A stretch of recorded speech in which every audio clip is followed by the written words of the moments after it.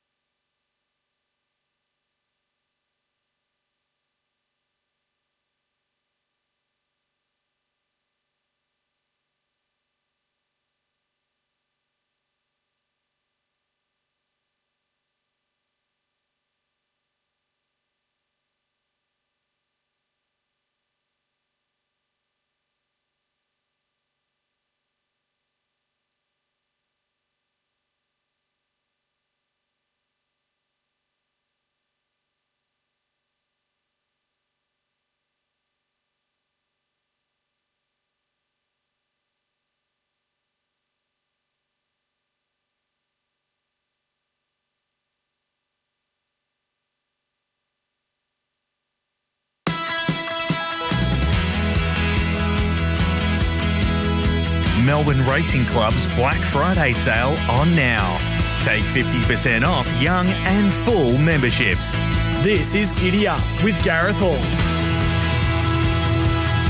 Yes, good morning. It is Giddy Up with Gareth Hall on this Tuesday. It's November 25. It's a big hello to you wherever you may be listening on your local SEN track, RSN, and also SEN turf dials right throughout Victoria and Western Australia. And wherever you may be listening on the SEN app. It's great to have your company as always. It's a massive show coming your way. Geez, I'm looking forward to our first hour. We'll be catching up with the owners of Isfura, this superstar mare that was last week crowned the European Sprinter of the Year. And Akram and Daniel Al-Fakhri will be joining me. So looking forward to catching up with both Akram and Daniel to tell their story regarding Isfura. And it is, I can tell you, it is some story. So you don't want to miss that in the first hour. Guy Moldcaster will join me. Breeding Bloodstock and Banter is back with the man that purchased Winks at the Magic Millions sale all those years ago. So he'll join me just after 9 o'clock to talk all things racing and breeding. We'll find you some winners with the midweek masterclass team as we look at the metro meetings around the country tomorrow afternoon. Trial time with Dean Watling and Matty Morton. Geez, they've been on fire with their selections regarding horses that we needed to be following out of the trials. So we'll chat to Dean and Matt a little later on. We've got bag of tips today, and then also we'll talk some harness racing. Looking forward to that with Adam Hamilton for Facing the Breeze. Looking forward to the Bet365 Country Racing Hour as well. Indiana Wynette will join us. She's the trainer of Smooth Chino. She's only been basically training for a few years now, but she's got a beauty in Smooth Chino who won again there at Ascot on Saturday. So she trains at Albany in the southern part of Western Australia. So looking forward to catching up with Indiana. Paddy Lee, the trainer or the co-trainer of Kiang Sahara, the new superstar of the trotting ranks in the sport of harness racing. She is something else. I think she might be the best horse and she's definitely, I reckon, the best trotter in Australia. And she just continues to set a high bar. So we'll catch up with Paddy after she won a Group 1 there at Melton on Saturday. And there's a terrific story happening out of New South Wales, in the northern part of New South Wales, with Jenny Graham, much loved trainer. She made her return to the training ranks there on Sunday, and she produced a 2-year-old who is now in the market for the Golden Slipper. So we'll catch up with Giddy Graham as well. Troy Corsons will join us. Of course, he is the president of the Victorian Trainers Association, so there's plenty to discuss with Troy, especially with the situation regarding the Vobis situation. Obviously, I think nominations close on November 30. You've got to pay up for your Vobis Gold and Vobis Platinum with the race series happening there for the Victorian horses. So we'll talk to Troy about that.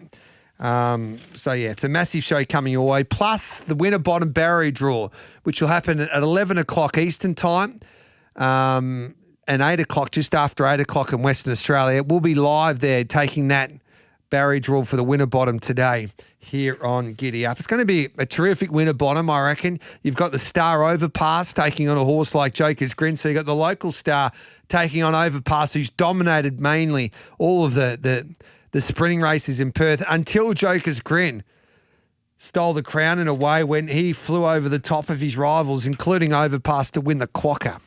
Overpass was a short price favourite that day, so he'll be looking for some revenge, I would imagine, Overpass. And then you've got Ray McNerio trying to win his first Group 1 for Robbie Griffiths. And Benedetta's trying to win another Group 1, this time for Kieran Marr. Daniel Stackhouse picks up the ride. And Luana Miss, the 3-year-old filly, Trevor Andrews is taking the punt with her with Sean O'Donnell at the bottom of the weight. So it's an intriguing Winterbottom this year. It's 7 minutes past 8, 0499 736 736 to join our conversation. Get Out brought to you by Bet365. It's never ordinary when it's brought to you by Bet365. What's gambling really costing you? For free and confidential support, visit gamblinghelponline.org.au. Well, it was a proud moment for Australian racing last week when Asfura was crowned the 2025 European Sprinter of the Year. As Fora, the blue sleeve jacket, is in pursuit. Here she comes, Jawal in front, as Fora challenging, and as Fora's got up for Australia to beat in second place Jawal. She's quality and Pontos and Gira behind those. Halfway and beyond in the Nunthorpe. Manakan on the right, Night Raider red cap. As Fora, light blue sleeves coming up between them. Here's Frost at Dawn the grey, JM Jungle in the light green, Lady Aman, and then Mum Gira running on. But it's As Fora in front, deep inside the furlong. Frost at Dawn is chasing hard. Ain't Nobody is flying late, but it's As Fora's day in the sun as she outsprints them to win the Nunthorpe. What a mare she is. She won 2 Group 1s this season in Europe. She's owned and bred by the Al-Fakris, and Akram and Daniel Al-Fakri join me here on Giddy Up this morning. And it's a privilege and honour to have them in the Giddy Up studios. Akram, first of all, hello to you and congratulations, mate. Thank you. We might get you a little bit closer to the microphone, mate. Thank you. You're very kind. And hello to you, Daniel. Thanks for joining us. Thank you. Thanks for having us. Now, we'll talk about this wonderful mare Asfura, and we'll go through basically from the start. But I want to get your story first of all, Akram. Like, how did you get involved in the thoroughbred game? It was inherited basically from my father, Joseph, and my uncle, Shafiq. They were brought up as farmers in Lebanon. They came out to Australia in the mid-1950s. Yeah. Worked hard and some years later were able to get involved in horses. Yeah, and Daniel, obviously it's been a love of yours as well. Do you remember the first time you went to the races and got the bug for this great game? Yes, many years ago. Yeah, it is an amazing industry. It just they're the most graceful creatures on the planet, aren't they? The thoroughbreds, and you just love watching them. Yeah, and Akram, you've been successful in business, and obviously you came out. You were born in 1957 after the games, is that right? That's right. Yeah, and so what kind of, obviously you've got some successful businesses. You've owned a taxi business in the northern part in Melbourne. When did you realise that you could get involved in this thoroughbred game and start to have a real big interest in it? It was about 1990. Yeah. When we purchased our first horse, and what transpired between 1990 and 2000 was that the horse numbers increased, and in 2000 it was quite sensible for the family to purchase acreage and run its own farm. Yeah. And so you got that farm based up there in Euroa. Yes. And how long you had the farm for? Since 2000. And that's Nora Lane Farm. In Nora Lane. There's Farm 1 and Farm 2. Yeah. And yes, it's called Nora Lane. Yeah. And so, Daniel, it's a big family business then? Yes. Yeah. Yes. So how many horses would you have? We'd have anywhere between...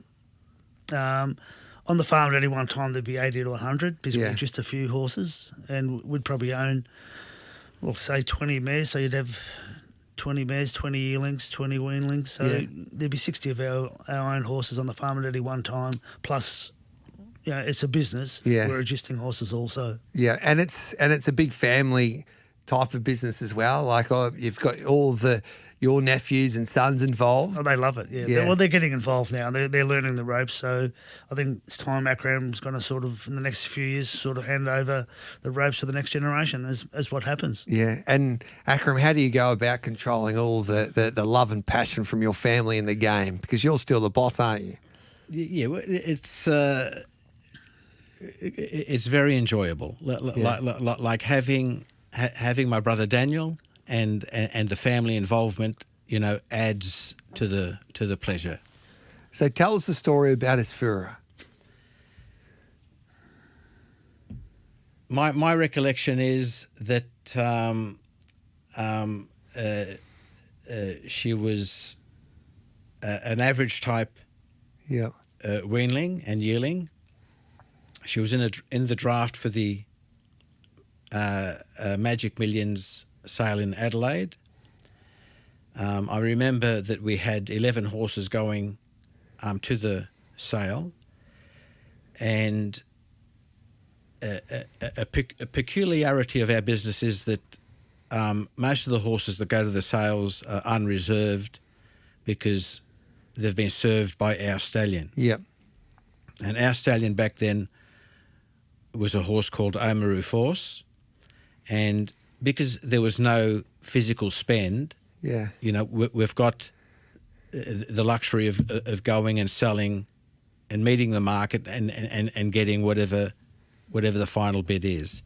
But Asfura was the only one in the draft that went to an outside stallion, and because we actually wrote a cheque for $30,000 to Flying Artie, I wanted at least that back. Yeah.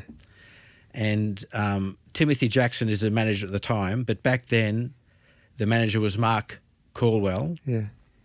And he was instructed to have a reserve of $30,000 on that filly. And my understanding is the final bid was $24,000. Okay. So why did you go to Flying Artie? It was more my son-in-law George Yarnis, who is quite extensive in his research and knowledge as concerns bloodlines, and there's a fetish for supporting first-year stallions, and he was a first-year stallion, and he and Mark Caldwell agreed to send Golden Child, who was very moderately performed, but well bred in that her sire was, or her sire is I Am Invincible. Yeah, and they came to the conclusion that it'd be a good match, and it was a good match. Did they have to twist your arm to go to Flying Artie for $30,000? No, not really. No. Do you remember that day when she went through the sale, Daniel? No, I don't. No. I don't get too involved in that side of it. No. So, no, I wasn't aware. He'll generally give me a call and say, this has happened, this has happened. Yeah. And then so she was passed in. You had to take her home. Yeah. Just listen. Just to add a tad of flavour. Yeah. She was passed in, but we're genuine sellers. Yeah. And Mark Corwell would have been told. Like, I can't say for sure 100%, but my recollection would have been, try to sell her, see who the underbidder is.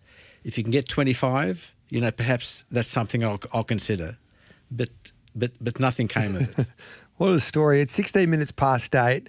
With the Alfakris here, of course, Akram and Daniel, the owner and breeders of the Mighty Mares Fira, who was last week crowned the European Sprinter of the Year. We'll take a break on the other side of it. We'll work out the reason why she was sent straight to Henry de Wye after she was passed in at that Adelaide Magic Million sale. This is Giddy Up with Gareth Hall on this Tuesday morning.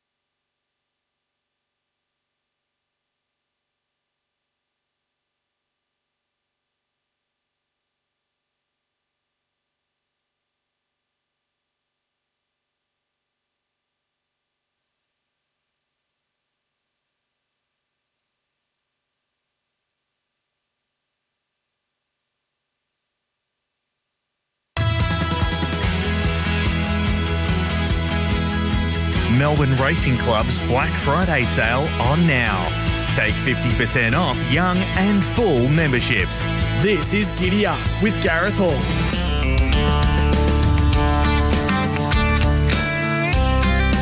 Welcome back. This is Giddy Up on this Tuesday morning. It's a special hour, first hour coming your way. It's great to have your company wherever you may be listening on RSN, SEN Turf as we go right throughout Victoria and also, of course, Western Australia.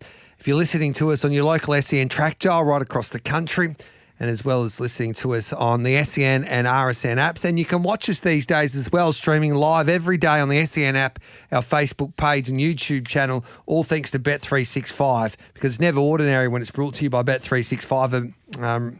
What's gambling really costing you? For free and confidential support, visit gamblinghelponline.org.au. My special guests this Tuesday morning are Akram and also Daniel Al-Fakri, of course, the owner and breeders of Asfura, who last week was crowned the 2025 European Sprinter of the Year, creating history for Australian racing. Akram, so we just talked about the story, how she got passed in at the Magic Millions sale for $30,000. No one wanted her. She was by Flying Artie. You take her home, and then you have to find out you have to make a decision where you're going to send her. So why did you choose Henry Dwyer? It was an easy choice. Yeah. Henry Dwyer attended school with my sons and my nephews at Xavier College, and that was basically the binding connection. Yeah. So it was an easy decision because it sounds like the boys talked you into sending the horses to Henry, but you had horses before that with Henry. Was she the first horse? No. We'd had other horses with Henry Dwyer also. Yeah. Did Henry want the horse? Not really. Did you have to talk him into it?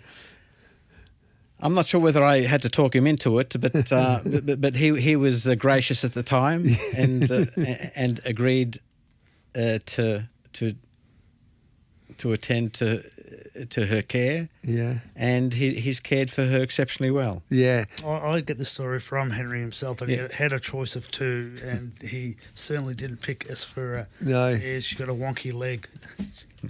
And the rest is history. I'm glad. I think he's pretty happy that he was able to, in the end, having his arm twist so he would train this mare. When did you realise, Daniel, that she was going to be okay? Do you remember those first conversations when Henry was telling you guys that you might have a good one here? Look, geez, early on, her first run at Colac where she won that, I think he came back saying that there could be something there. But again, it's a country first meet. Doesn't mean much. No. But, yeah. Well, she won her first three. She went to Colac's stall and then went to Caulfield. So you have to be pretty good to do that. And then she was placed behind Argentia, I should say. That was a pretty smart horse. I think owned by the Camilleries, Argentia, trained by the Freedmen. So she had a pretty good start to her career, Akram. So when did you realise that this filly could be the best horse that you've ever owned? After that stakes race. Yeah. She ran quite a bold third, beaten perhaps a neck and a neck, and should have won the race. I think on that day we knew we had a stakes horse on our hands. Yeah. And then she was able to compete in some of our better races. She slipped an Oakley Plate. But the race that stands out for me in Australia, Daniel, regarding your mare was when she ran into Imperatrice that day in the Group 1 Moya Stakes. It was quite an incredible night. It was just I remember it quite well. It was a balmy, warm night, and no one was going to come close to Imperatrice. It was absolute rock star, and we had the run of the race, and it was, as you know, both horses, first and second, actually broke Nature Strip's record. Yeah. Which is a fair feat to do, coming second and breaking a record. So yeah, she is a special horse. Yeah. But and that day, that was her day to win that Group 1. She was in red hot form. And unfortunately for Asfura in this country, there's only probably two chances for her to win a Group 1, Akram, and Moya in a Lightning over 1,000 metres, because she she's been able to be really competitive over 6 furlongs, but that's her trip, isn't it? The 1,000 metres. It is. She's a specialist 5 furlong horse and competes at her absolute best over that distance. Yeah. A regret that the focus has been overseas, and I don't say that, overly strongly. What she's done overseas has been fantastic, and we're most proud. But just going back to the regret of not giving her a proper chance to get a Grade 1 race in Australia. Yeah. She was close on a few occasions, like she was okay in a Galaxy where she was 4th over the 1,100 metres. But it's just the fact is that there's so many more options for her overseas in a way, for a specialist trip. Yes, yes, there are. Like, as Henry Dwyer has pointed out in the past, and we've seen, there are a number of 5 furlong races over there, all top level races. You can't run in them all, but you can choose which you want to target, and the opportunity is a little bit broader in Europe than here as concerns 5 furlong races. Yeah. It's 8:28. We'll take the news and we'll come back and we'll talk about her success overseas and your inspiration of heading over there to win at Royal Ascot, and then obviously having the season that she just had there, winning the 2 Group 1s, the Nunthorpe at York, and then, of course, the big race, the 1,000-metre race anyway, the specialist sprinting race there on Arc de Triomphe Day.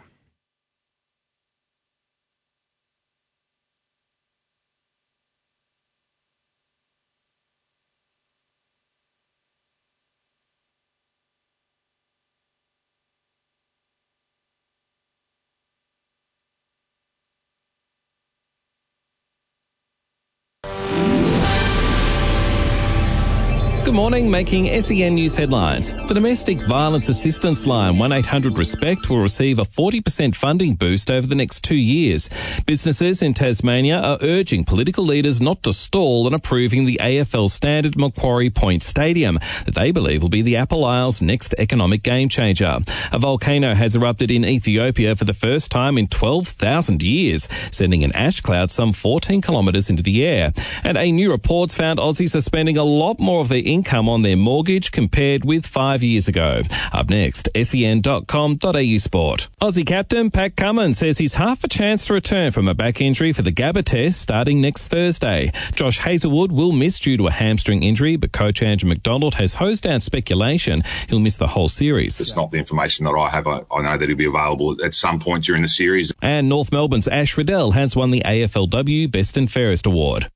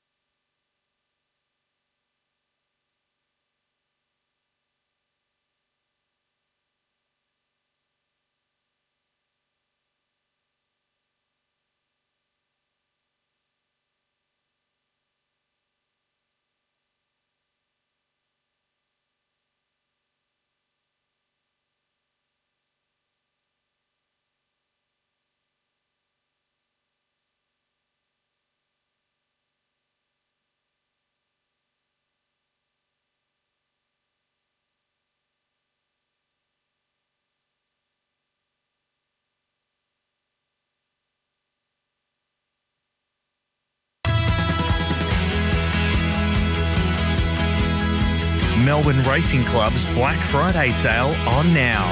Take 50% off young and full memberships. This is Giddy Up with Gareth Hall. Welcome back to Giddy Up. Gareth Hall with you on this Tuesday morning. It's 8:31. My special guests are the Alfacris, Akram and Daniel, who Brandon own as Fura, who was last week crowned the 2025 European Sprinter of the Year, of course creating history for Australian racing. Akram, we'll go back to a couple of years back. So What inspired you to send her to, first of all, Royal Ascot to have a crack there? It wasn't inspiration as such. It was more the trainer Henry Dwyer. Yeah. Advising that the distances and the competition overseas would really suit our mare. Yeah. I remember sitting with Henry and my brother Daniel, and in all honesty, Daniel and I were a tad reluctant given the spend. In round figures, one budgets for about $250,000, $250,000 to fund an overseas trip that Asfoora endured, and to break even, the horse needs to be in form and at least place.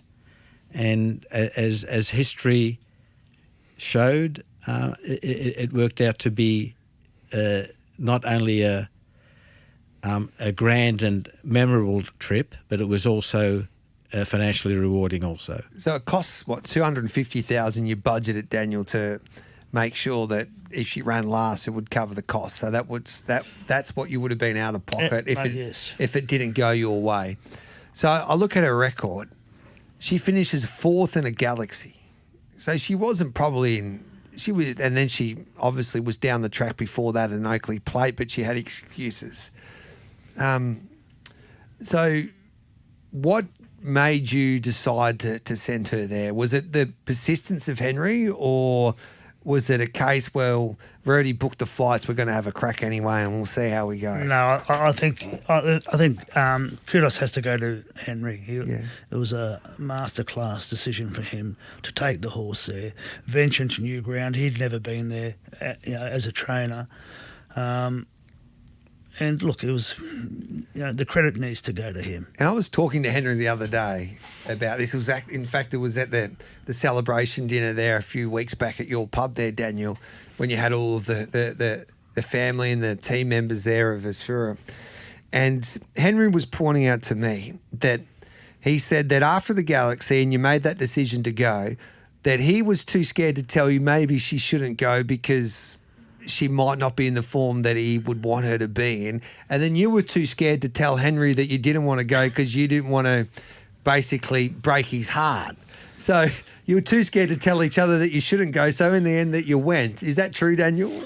More or less in those words. But yeah, look, you have to, and also you got to give credit to the people who had the horse over there. When I didn't see her at Ascot. I saw her a little bit later at York. Yep. So I went to Newmarket on the way and had a look at her. I'd never seen her look so good. No. So you got to give a bit of credit to the people who looked after it. Chanel and the team. Yes. Yeah. Yeah, they done an absolutely outstanding job. So we get to Royal Ascot. This is the carnival that everyone wants to have a horse in. This is the biggest carnival in world racing.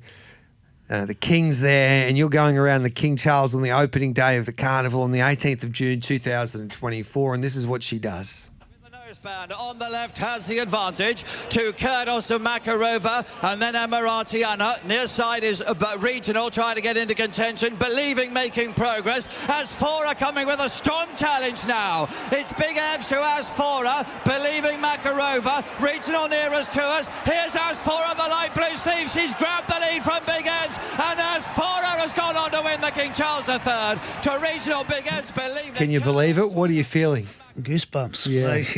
It doesn't matter how many times you listen to that, it's just so exciting, isn't it? Yeah. And what about you there, Akram? You head to Royal Ascot for the first time and you have a winner on the biggest stage of all. Yeah, well, it was very comforting. Yeah.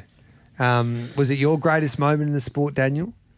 Most certainly, yes. Yeah. Yes. I had no idea how big that race was. Yeah. Yes. And were you there that day, Akram? Yes, I was. Yeah. And what was it like, the experience there? No, it was second to none. Like, as my brother Daniel just said, one aspires to to win a grand race like that and to actually do it was, very rewarding. Could you believe all the media and how, like, you're on every news service in Australia the next day on Sunrise, and today everybody was talking about her.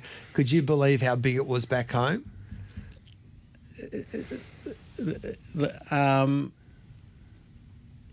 I didn't realise at the time while I was in England that it would get that much coverage, but when I got back, yes, I did realise that it was a good story and it was well reported. So she stays on in training that season.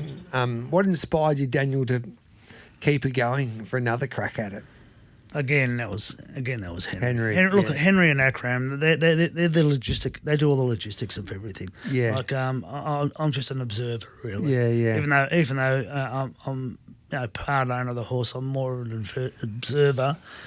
Akram and Henry do the hard work, and yeah, I'm quite happy to enjoy the moment. We'll take a quick break. On the other side of it, we'll talk about the success that you had in France and the drama there when you forgot the passport, because that is some story when you're able to taste Group 1 success in France. Don't go anywhere. This is Giddy Up with Gareth Hall. My special guests, the owner and breeders of the mighty mare Asfura, Akram and Daniel Al-Fakri, who are joining me in the studio on this Tuesday morning.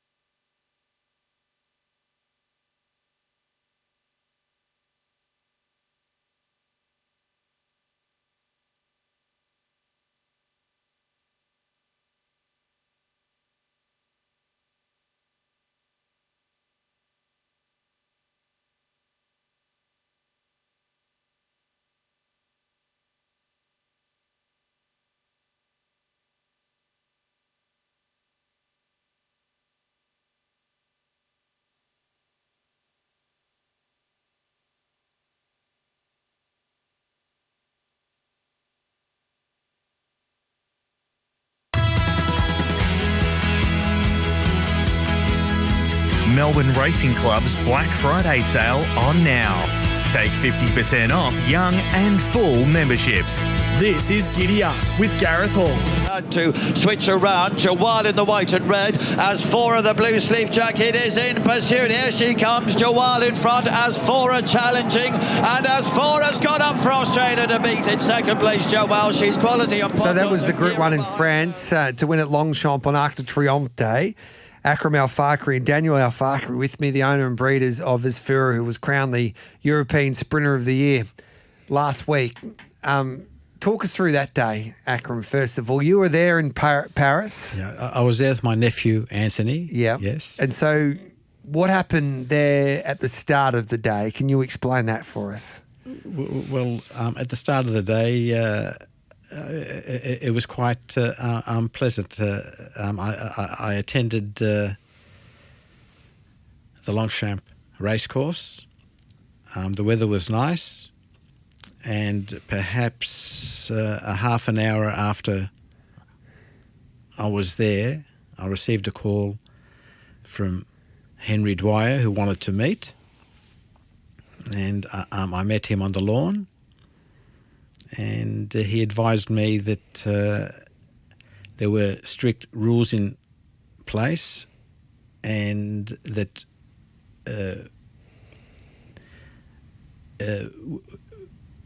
the mare was at risk of being scratched because her passport wasn't actually on the racecourse. And I was told that in all likelihood, the mare would be scratched, and there was a slight chance that the passport would arrive at course on time. What was your response? Well, my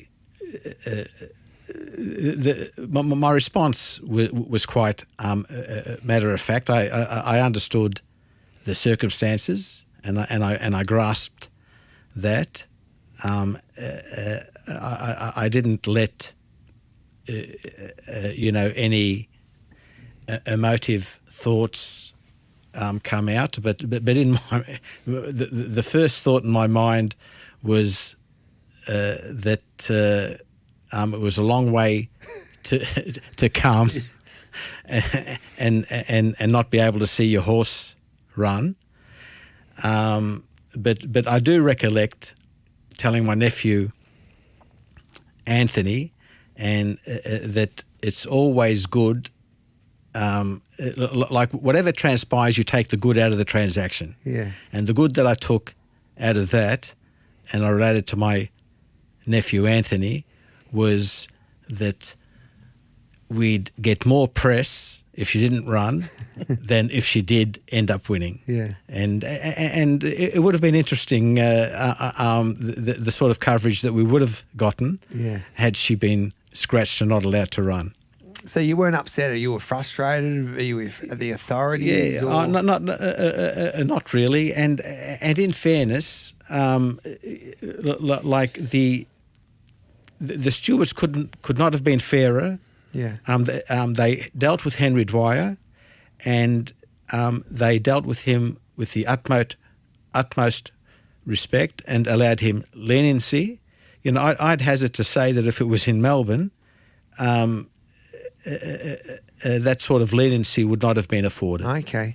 Yeah, it's an interesting one. And Anthony said he prayed, and obviously they needed a miracle, and that's what happened there that day, because the taxi driver, Daniel, was a miracle man, basically, to get that certificate there to prove that it was Isfura in time for the race. I think you had 2 minutes to spare. I think it was 90 seconds from what I could... 90 seconds before scratching. 90 seconds? Yes.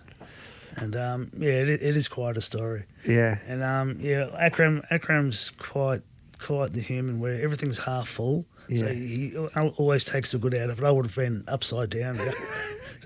So you got to sort of, there are times when you got to contain your emotions, and he does that exceptionally well. Yeah.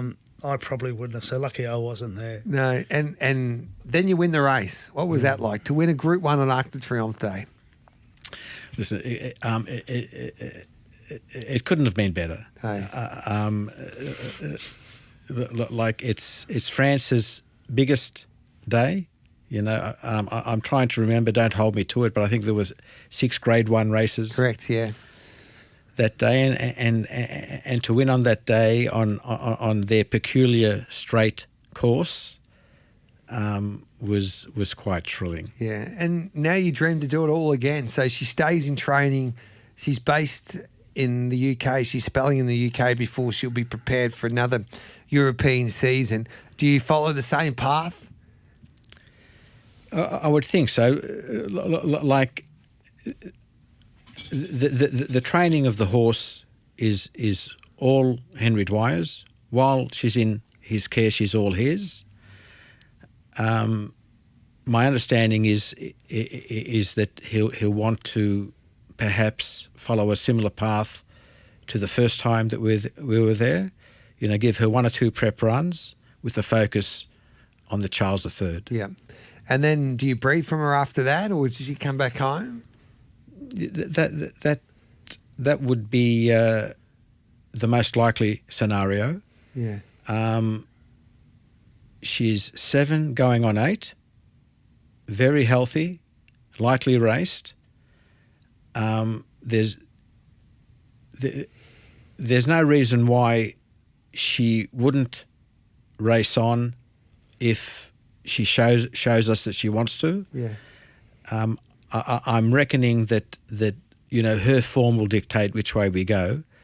But you're right, Gareth. It looks like this could be her last preparation. Do you have to pinch yourself, Daniel, from the journey that you've been on with her? Like crowned the European Sprinter of the Year last week. Well, you've got to ride those coattails, don't you? Like it is a fairy tale to see from where she came to where she is now. Yeah.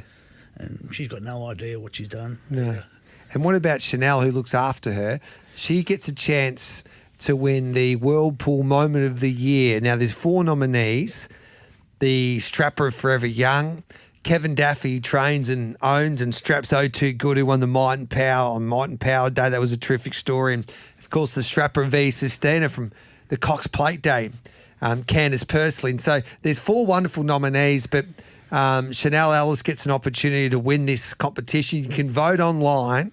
It closes, I think, the voting, and you just got to go to the whirlpool.hkjc.com. It closes on the 1st of December, and it'll be announced during the International Week there in Hong Kong in just under 2 weeks' time now, or just over 2 weeks' time. So that would be great for Chanel. She's done a mighty job there with her, and the emotion when you see it on her face when she talks about your mare, she's pretty special to her. Akram. Yeah. I'm very biased. Chanel Ellis is a darling. Yeah. Her best friend is Asfura. They get on exceptionally well together, and I'm hoping she wins that prize. Yeah. And what does it mean to you to have a horse like this? Everything. And your family. Gareth, honestly, you know, any farm aspires to have a group, a brood mare of this calibre. And we're lucky enough to have one. Yeah, living the dream. And I love how all your boys and your nephews and sons and their friends, Henry's friends and Simon Morris, they all love this mare. They've taken them on a journey that could only happen because of this wonderful mare as Furum, who come over there to the UK under circumstances where a few of the people in Australia said you're wasting your time, that don't bother turning up. And then she's been able to do what she's been able to do. Exactly. Yeah.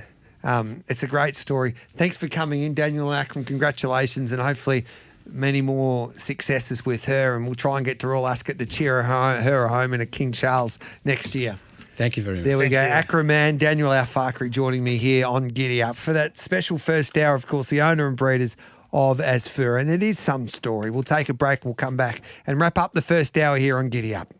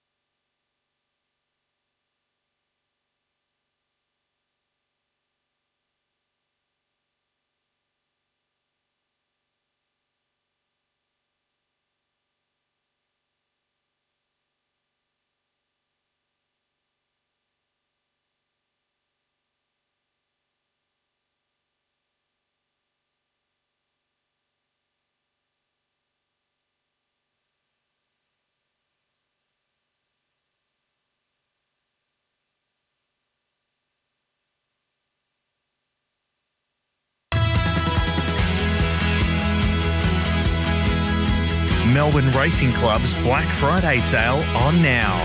Take 50% off young and full memberships. This is Giddy Up with Gareth Hall.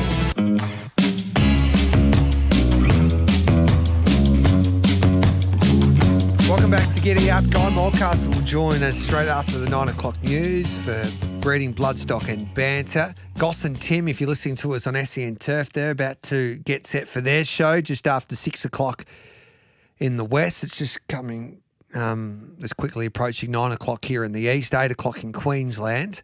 And we've got the Winterbottom Barrier draw at 11 o'clock Eastern time, just after 8 o'clock in Western Australia. We will take that Barrier draw live here on Giddy Up. It's the big Group 1 of the weekend. It's worth $1.5 million. It's going to be a beauty of a race. Overpass is the favourite. Markets are closed now with Bet365 while this Barrier draw is getting ready. So the field will be out once again after the Barrier draw, but Overpass was the favourite before the Barrier draw, around $2.80. Joker's Grin, a clear second favourite. Chris Pardon picks up the ride on Oscar's Fortune.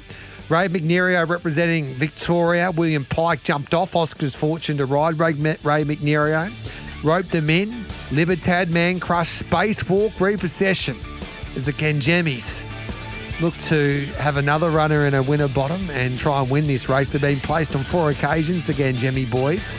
Benedetta, Daniel Stackhouse rides in Luana Miss for Trevor Andrews. Time for the news.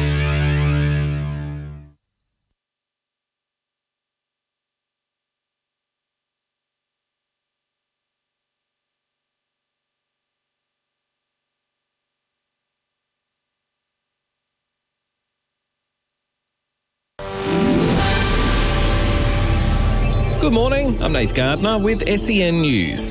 China's third highest ranking official will meet with PM Anthony Albanese at Parliament House in Canberra today.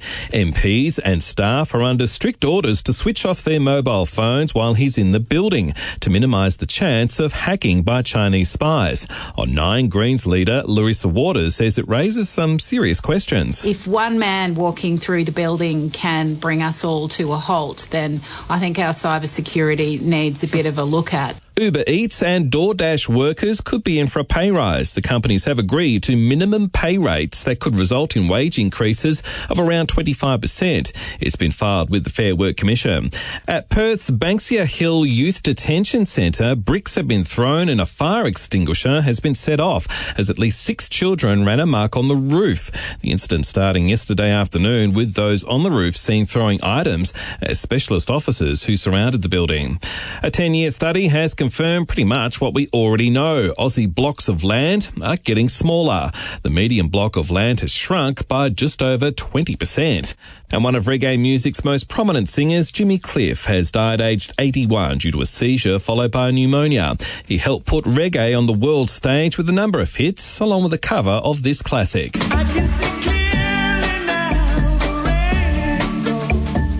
Up next, sen.com.au sport. No golf for Usman Khawaja as he manages a back injury. The test opener has pulled out of the Australian PGA Pro-Am event at Royal Queensland. North Melbourne's Ash Riddell has been awarded AFLW's Best and Fairest, amassing 23 votes. And thanks to Unibet, gamble responsibly, the San Francisco 49ers, looking for its 8th win of the NFL season, host the Carolina Panthers later today.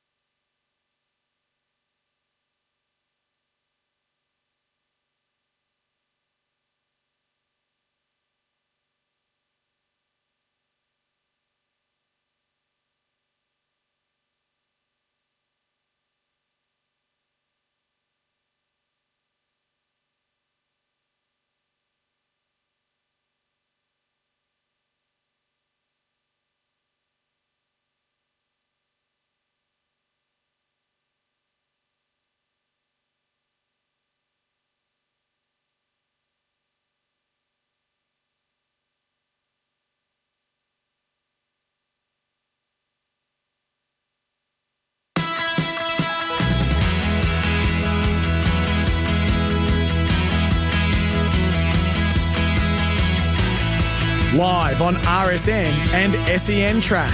This is Giddy Up with Gareth Hall.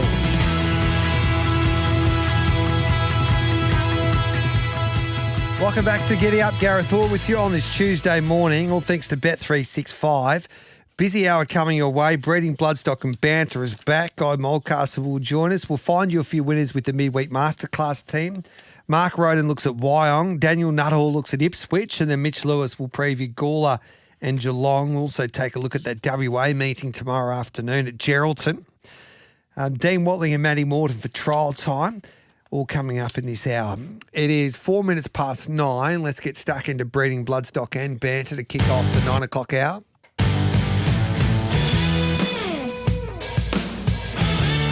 Join the conversation on 0499 736 736. Welcome to Breeding, Bloodstock and Banter with Gareth Hall and the captain. Hello to you, Guy Mulcaster.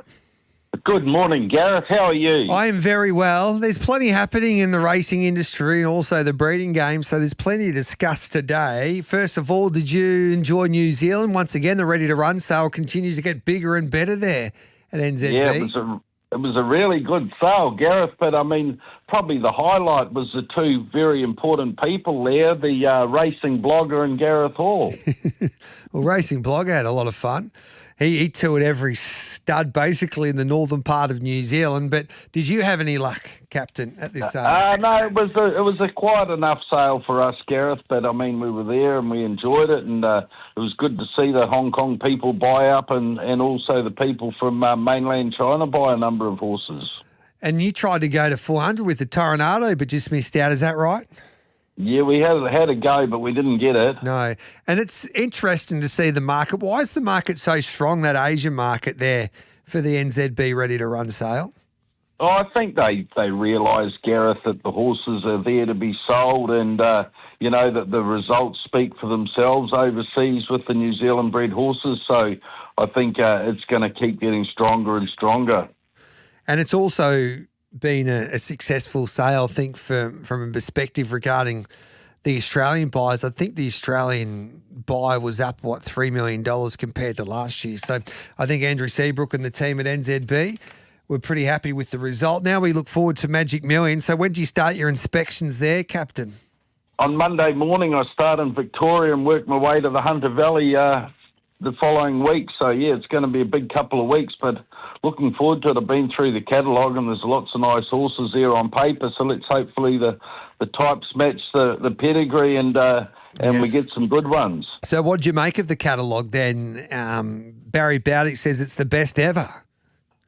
Yeah, well, I mean, on paper it looks pretty good, Gareth, and then we've just got to see what they look like. Yeah, and obviously so you start in Victoria and then you go to the Hunter Valley after that. Do you inspect any in Queensland? There's a parade just before Christmas for 2 days of the Queensland horses, so I'll probably join that parade. Yeah, and so how long's so have you already had a look at them, or will this be your first look at these yearlings? No, I've looked at some of them in the Hunter when they were just being weaned and that sort of thing. So I've probably seen a couple of hundred, but it's sort of good to see them again getting closer to the sale. And when will you make your decision with them? Do you see them straight away and go, well, I need to buy you, or do you have to, what's the process there? We just sort of go through and we do a bit of a cull the first time, but then, there might be a horse on your travels. You say, gee, that horse will suit that bloke, and then I'll get home and get on the phone and ring around and see, if some of them are suited by those sort of horses. Yeah. And then, obviously, when you chose Winx, for instance, all right, this is the example. We all know that you purchased Winx at a Magic Million sale. Did you love her from the first time you saw her at the farm, or was it the second and third inspection that made up your mind that you wanted to try and buy her? I think at that stage we had a limited budget and we had a number of horses on that list and she was just one of them. So, as we got closer to the time, some of the other ones made too much money for what we were thinking, and she fitted in our budget and we were very lucky about all of that. So what do you think Magic Millions, what kind of horse that you try and find at the Magic Millions sale?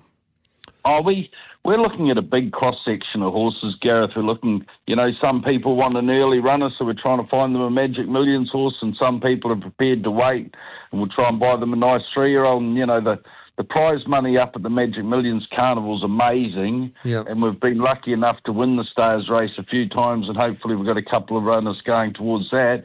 You get a horse like that who might be just a midfield sort of horse, and he gets a chance to win 600,000 to the winner at that week. It's pretty good. It's a lot easier than trying to win a Doomben Cup or something, Yeah, the Harvey's a genius when it comes to marketing. So how much impact does that race day, and especially the money up for grabs for horses can be qualified there for a Magic Millions race series, and especially that race day, come into consideration when you're buying these horses? Yeah, well, it's 2 race days now, Gareth, and 80% of the owners are going to be up there for that carnival, and there's nothing they want more than to have a run of those 2 Saturdays. So we're trying to tailor that towards them, and we've been identifying horses from 6 months out and saying, oh, well, that's a Magic Millions horse, and there's a race there that could suit that horse, and fingers crossed we get them there on the day, and they're hard to beat. Who's the boom sire in this country now? The Autumn Sun's on fire. He just continues to produce winners, both colts and fillies. Perrin County's had a wonderful time of it, thanks to Jimmy and Jimmy Starr and Gringotts of recent times. Vinny's never far away when you have a look at the earnings so far this season. And Stay Inside has hit the ground running as a first season sire with his 2-year-olds, Captain. Yeah, I think, it all comes down to what the client really wants. They have their idea of what stallions they like, and I can make my submissions, and then we just sort of work it out amongst ourselves. But, we're pretty lucky in this country at the moment. You've got half a dozen horses going very well, and there's a lot of others snapping at their heels. Yeah, you got Gareth, he's flying, Ollie Kirk as well, so there's plenty to choose from. From a first season size perspective heading to the sales this year or next year, Captain, what are you hearing? Yeah, I think the horse that's going to have the most representation and probably the best quality of broodmares will be Animo, and then the rest of them will probably be competing for second. Yeah. So, what are you hearing with the Animo crop? Oh, they've been nice weanlings, and everybody's got some nice ones on the farm. So, getting around and seeing them is going to be a very good indication as what we're going to do when we get to the sales. Is he an interesting case study for Australian breeding? Because he wasn't a sprinter, Animo. He performed well at some shorter trips, but he was a Cox Plate champ, and he excelled over a mile as well. So is this a new chapter for Australian breeding if this horse is going to be the superstar of the first season size? I think the thing is, Gareth, if he leaves in his progeny what he did as a racehorse and the longevity that he performed over, that'd be just perfect to buy a horse by Animo that races as 2-year-old, 3-year-old, 4-year-old and 5-year-old. It's not so bad, is it? No. And obviously he's beautifully bred, so it'll be fascinating to see how he goes. But you never know. We just had the Isfura team in here. They had a Flying Artie that was crowned the European Sprinter of the Year, Captain. Unbelievable. Yeah, and good on them too.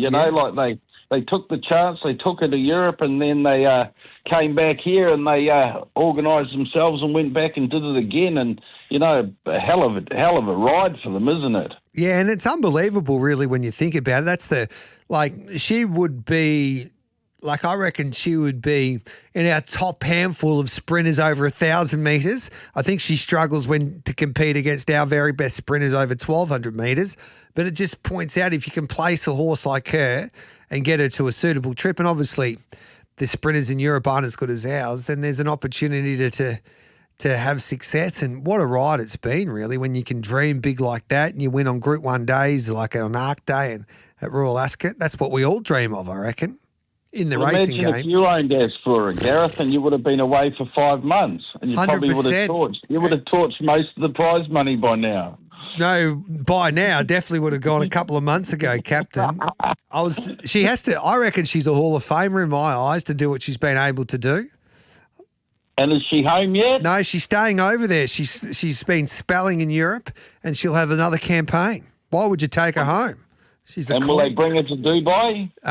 No, they're just going to go. I don't know what they'll do with her. They'll race her. They'll go to Haydock first, and then go to the Royal Ascot, and then probably follow a similar path what they did last season. So That's I think her plan. Hey, I read an interesting. Sorry, what was that? Recipe that's worked, hasn't it? 100%. And there was a few people saying that she shouldn't go over there. She'll disrespect the Australian the Australian racing industry. She's become a star over there, so you should get rewarded for having a crack. Tim Rowe from The Straight writes an interesting article, Captain. And it reads, Australia's farcical black type pattern situation continues to cause tensions internationally, with a European sales company forced to correct the pedigree of one of its recently sold foals, while the Asian Patent Committee seeks answers as to when this situation will be resolved. You travel around the world, Captain. What are you hearing? It's just like play it again, Sam. They've been going on about this for 6 months, and I really don't care about it too much, Gareth. And I thought our man Tim Rowe would be a way better journalist than to keep regurgitating all of these things again. Well, you don't think it's a story, Captain? Oh, I mean, we've had it. You know, we've got so many good horses in us.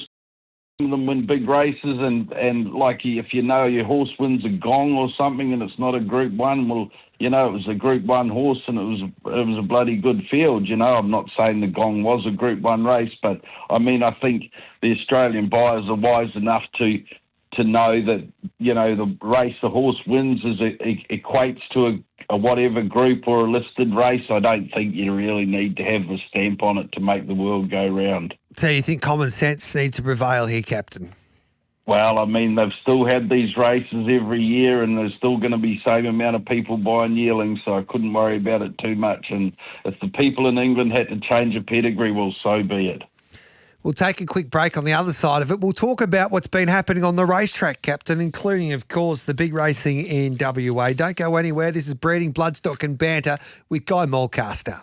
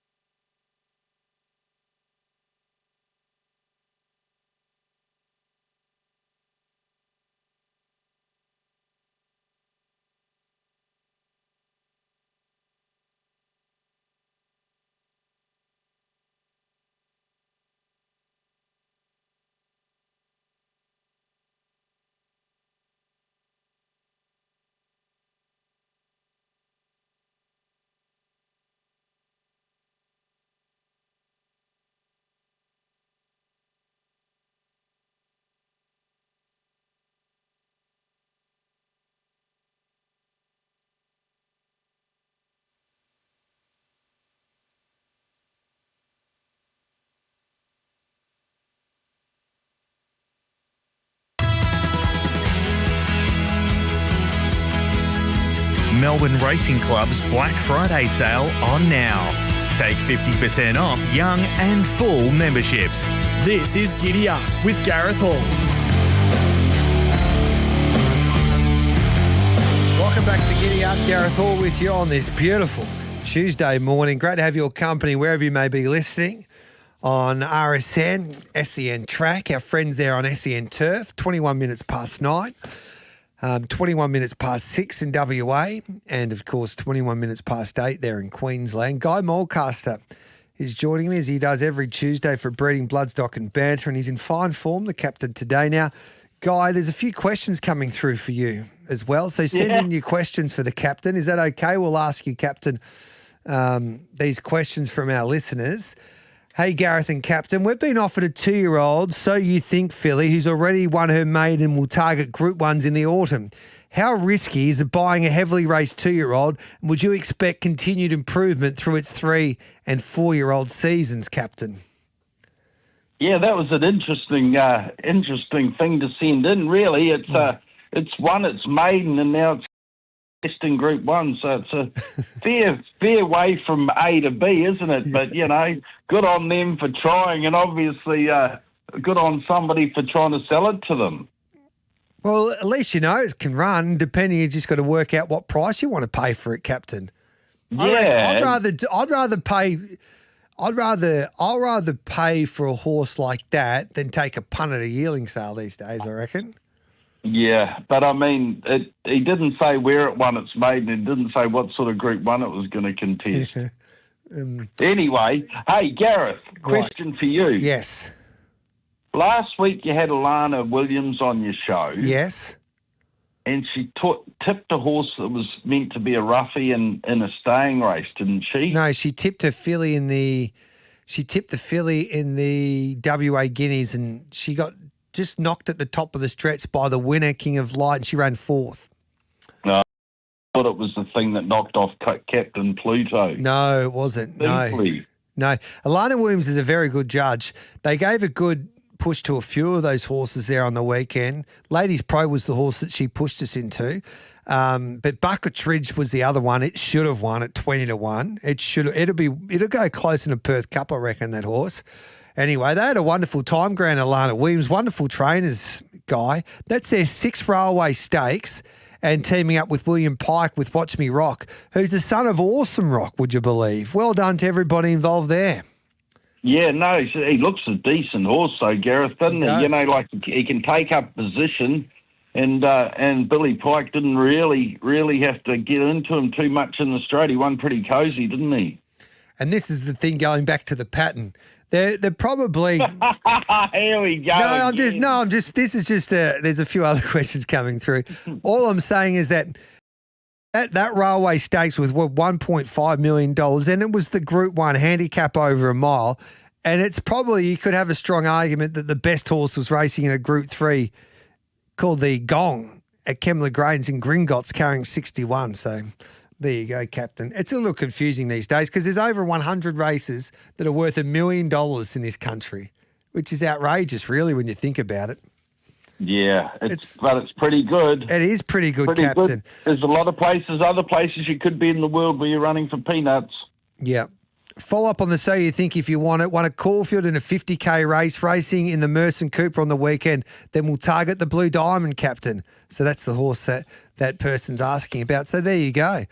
So You Think getting up nice and early anyway is a good sign, isn't it, Captain? Early ripe, early rotten. Yeah. What about buying these tried horses from trials and all that? This is from James, Captain. I've got a couple of friends that have had success buying horses out of the trials in New Zealand. What would your recommendation be with that? Oh, yeah, well, it's been going on for years and years, and there's been plenty of good horses come out of trials and early races in New Zealand, like the Gringotts and the Jimmy Stars and the Very Elegants and all those ones that we've mentioned. So, it's good, but, you got to just probably trust in someone that knows what they're looking at and get in with a good stable. Captain, what about the Swinnerbottom on Saturday? You've got Joker's Grin by Machino. He's a wonderful sire. I reckon he's underrated, that sire from WA. He's produced many a good horse. He takes on Overpass there on Saturday. It's going to be a great duel, I reckon. Yeah, but Overpass does love Perth, doesn't he? He does. But he did get beat by Joker's Grin in the quokka there the other day. Yeah. I mean, it probably comes down to barriers and that sort of thing, but I think it'll be great. Yeah, Machino does a wonderful job in WA. I reckon he's an underrated stallion. A little bit like a playing god. They can produce a good horse from time to time, those WA sires. Yeah, no, that playing god's a really good sire. I don't know quite as much about Machino, though, Gareth. No, he's done a really good job, Captain. You should follow him, I reckon, next time you go to the Perth sales. And his size Joker's Grin, who I reckon can beat Overpass there on Saturday. I reckon they'll finish 1-2. Ray McNero's the third favourite. Benedetta turns up there, Daniel Stackhouse and Kieran Maher. But I reckon they're the two best horses in the race, Joker's Grin and also Overpass. So looking forward to that. Did you watch the WA Guineas? King of Light, successful. He's unbeaten at the moment for Dan Morton and William Pike. Yeah, and he'll stay unbeaten for a while too. I think he's got the wood on those ones there, but I'd say he'd be coming to Melbourne in the autumn, wouldn't he? Oh, well, they're going to make up their decision. They're going to go to the Northerly to take on a few of the older horses, of course, which has been a really good race for 3-year-olds previous years, Captain. William Pike wouldn't give too much away. He's got to make a decision. Does he ride Watch Me Rock, the Railway Stakes winner, or does he ride, of course, King of Light, the Guineas winner? Yeah, well, it'd probably be a pretty hard decision, I would have thought. Maybe William Pike can wait till after the barrier draws and then he can sort of open the present and see. I think he's got to make up his decision pretty early because whoever's going to be riding needs to start to waste, I reckon, King of Light. But he'll be riding King of Light. As I said to Pikey yesterday, do you know what? He's too nervous to go and tell. He's too nervous to go and tell Grant, basically. Yeah, it wouldn't be ideal, but Danny Morton's a pretty good trainer all the same. Yeah, 100%. What'd you make of Hong Kong on the weekend? How good's Kaying Rising? They tell me Zach and David Hayes is just getting better, Captain. Well, I mean, we sort of doubted him a little bit when he came to Australia, and he really taught us a lesson there. But so it's on to the international sprint, and I'm sure that if they could pay out 90 cents in the dollar, they would. So, do you reckon he's better than Black Caviar, Captain? Nah, it's impossible to judge horses in different eras. And I mean, you can judge him on his win in Australia. That was perfect. But when he goes back to Hong Kong and he beats up the same ones every week, well, that's just the way it is. And I don't think you're going to get the really best from around the world go and take him on his home turf in the sprint. He's too good for them, and he'll stay too good for them as long as he stays sound. What did you make of Romantic Warrior? He was brilliant, wasn't he, in his return? Yeah, I mean, the other Voyage Bubble had a runner, hadn't run for 7 months. He came to the turn and there was no settling, was there? He was way too good. But the interesting race, and I'm not sure if you've had any follow-up on it, was the Patch horse that won. Galaxy Patch, yes. Yeah. What was there anything? Was there any repercussions from My Wish? No, we haven't chased that up with Mark Newton, but it was there to win, wasn't it? There was no excuses, really, was there? It wandered to the front like it was going to win by 3. Yeah. And then it found 0, which is unlike that horse. So I was just wondering if there might have been some sort of problem, because for a horse like him to be travelling so well, I didn't think that Galaxy Patch would pick him up at all, If you avoid Bubble after watching that on the weekend, would you drop back to the mile instead of taking on Romantic Warrior at 2,000 again? Definitely. Yeah. I think the thing is, like Void had an easy run in front, but I mean, he got run down by an international superstar, and I think back to the mile, I don't think he'd have too much trouble with. It's your thoughts on that guy? I think that race is a race they needed to have. There's not a hell of a lot of options for Magic Millions horses leading up to the race, and it's always been a race where people have targeted. So, I think Gay's right to say, I don't know about the stand-down period, but I think they should have run the race, And sometimes if they have a 3-runner race, it's still exciting anyway. Do you think it's a situation that these Magic Millions horses, obviously they need to run to earn prize money to gain a start? in the Magic Millions in the early part of January, but trainers are changing their mindset regarding how late they start their 2-year-olds these days, Guy. Yeah, I've heard a few people have held a few back, but it sort of brings to mind that story that we read in the newspaper last week about the horse that won the trial by 15 lengths, and they decided not to take the 800,000. Ran last. It was $1.85 there on the Sunshine Coast. And I think that it was $1.85 ran last and had heat stroke.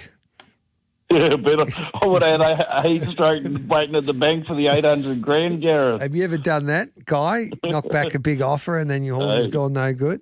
Take the money. Take the money. That's the advice you get. What about a captain's pick?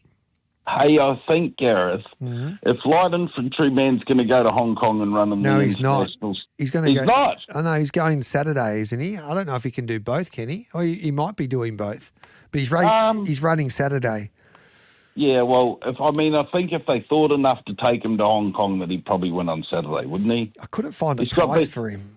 Well, he's got beat 5 lengths in 2 Group 1s and 4.6 lengths in the 7 stakes. So that'd be good enough form for me for Caulfield Saturday, 1.5 miles. Sipping Classic, here we go. He's $3.50. It is a great bet. There's no way She's a Hustler or Kovalika, your horse, is beating him.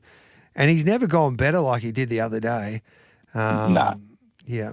So there you go.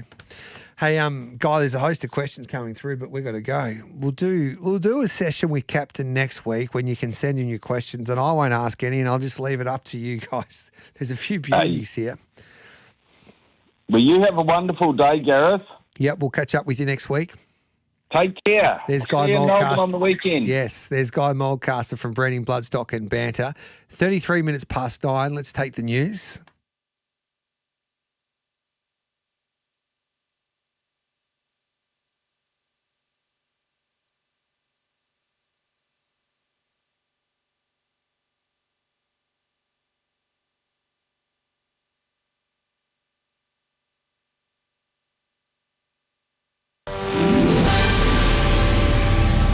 Good morning, making SEN News headlines. The Domestic Violence Assistance Line 1800-RESPECT will receive a 40% funding boost over the next 2 years. Businesses in Tasmania are urging political leaders not to stall on approving the AFL standard Macquarie Point Stadium that they believe will be the Apple Isle's next economic game changer. A volcano has erupted in Ethiopia for the first time in 12,000 years, sending an ash cloud some 14 kilometres into the air. And a new report's found Aussies are spending a lot more of their income on their mortgage compared with 5 years ago.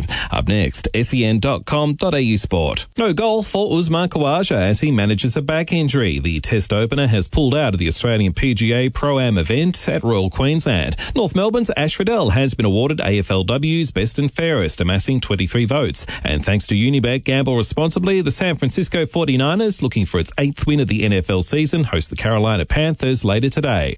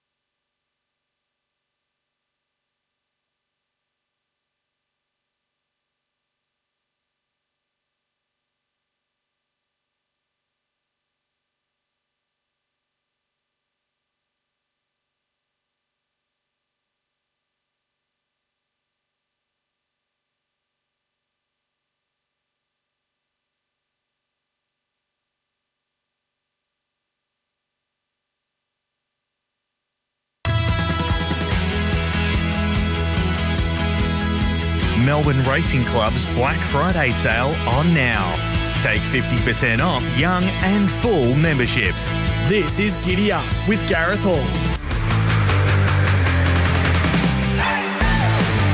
Welcome back to Giddy Up. Don't forget the barrier draw for the winner bottom. We'll take it live just after 11 o'clock this morning. The Victorian Ray McNero will be going around. Overpass, Joker's Grin, Benedetta. Luana Miss adds a lot of X factor to this year's winner bottom, the 3-year-old filly. that was dominant there in the Placid Arc the other day. So we'll have that important barrier draw for you shortly. But we'll find you a few winners with the midweek masterclass. That's coming up straight after the break. And then, of course, we've got trial time. Matty Morton and Dean Watling both seeing them beautifully and identifying plenty of winners for us outside or with those trial horses that they've been able to find. So Matty Morton and also Dean Watling to join us just after we finish the midweek masterclass. And then the Bet365 Country Racing Hour. We've got some terrific interviews coming up this morning. Indiana Wynette will join us, the trainer of Smooth Chino out of WA. She was so impressive, or he was so impressive, Smooth Chino, in that final event at Ascot on Saturday. Kiang Sahara, the new superstar of the trotting ranks for Australasian harness racing. She won a Group 1 Vic Bred there on Saturday night. Paddy Lee will join me. And then we'll catch up with Jenny Graham. This is a great story. She saddled up her first runner in 2.5 years there on Sunday at Taree. It was a 2-year-old taking on the older horses, and it bolted home. Van Rix. So we'll catch up with Jenny Graham. Looking forward to hearing her story. But we'll take a break. The midweek masterclass next.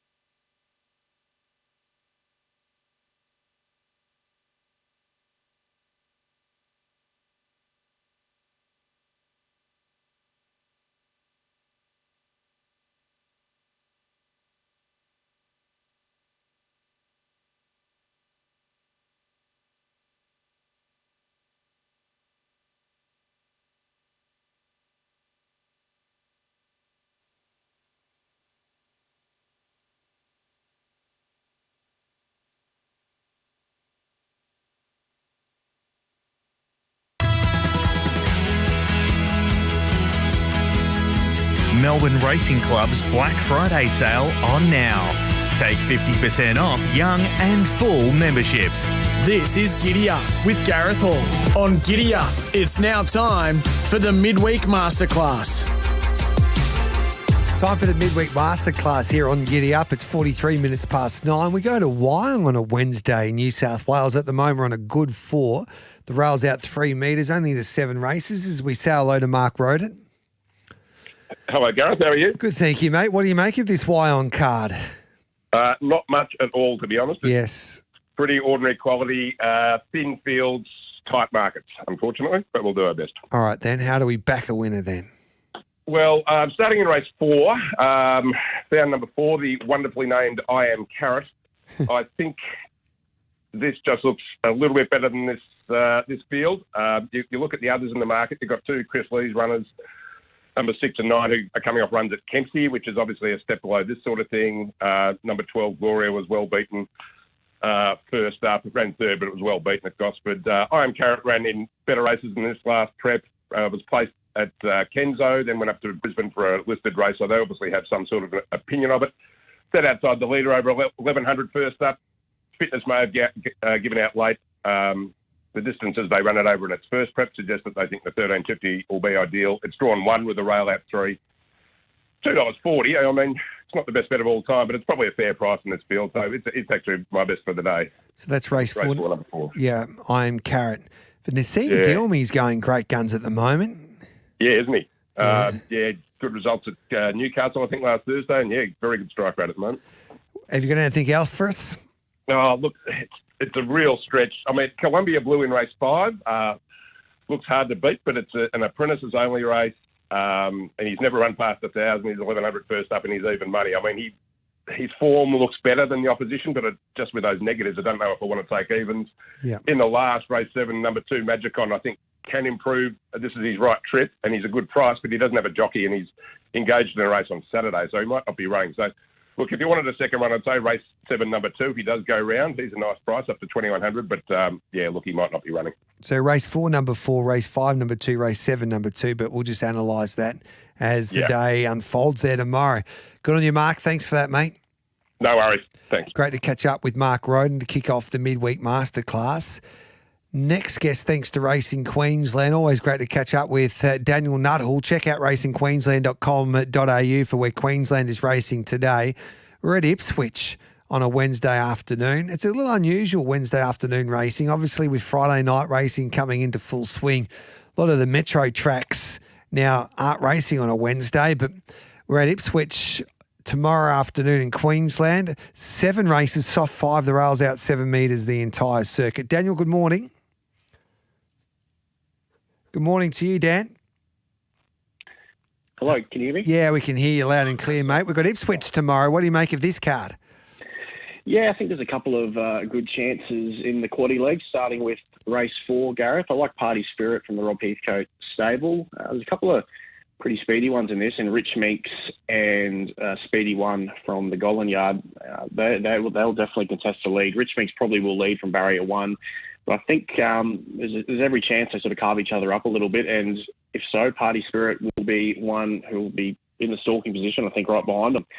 Maps beautifully for a good run off them. She loves Ipswich, and her 2 runs this prep have been really good behind an informed horse in Oberoi Princess. So Party Spirit with the lovely trail off the 2 speed runners. I think she'll be too strong for them late. I think 1,100 metres might pose a little bit of an issue for those 2 speed horses. They might be wobbling late. So, yeah, Party Spirit to pounce there in race 4. And race 6 comes up, is the other best bet of the day, which is Ivy Dextrous, a Tony Golan trained mare. Look, a little issue is the wide draw. She'll need a good ride from Emily Lang, but if she can sort of get some cover midfield, I think she'll be too good for this lot. Good form around Poster Girl last start. That horse went on to win again at the Sunshine Coast, a much tougher race. And she's come back well this prep. Ivy Dextrous, very promising mare, and you just need a little bit of luck from that wide draw, I do concede, but if she gets it, I think she'll be too good for this. This is what is a drop in class to what you saw last start. The blinkers go on too, which is another key gear change. So, yeah, race 6, number 5, Ivy Dextrous, and race 4, number 8, Party Spirit. Good on you, Daniel. Let's hope we can back a few winners there at Ipswich tomorrow. We appreciate your time as always. Absolutely. Thanks, Gareth. Geez, he does a good job. Daniel Nuttall. Check out racingqueensland.com.au for where Queensland is racing today.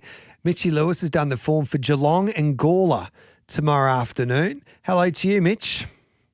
Morning, G. How are you this morning? I am very well. Geelong, first of all, good for the rails out 4 metres from the 800 to 400, out 2 metres for the remainder.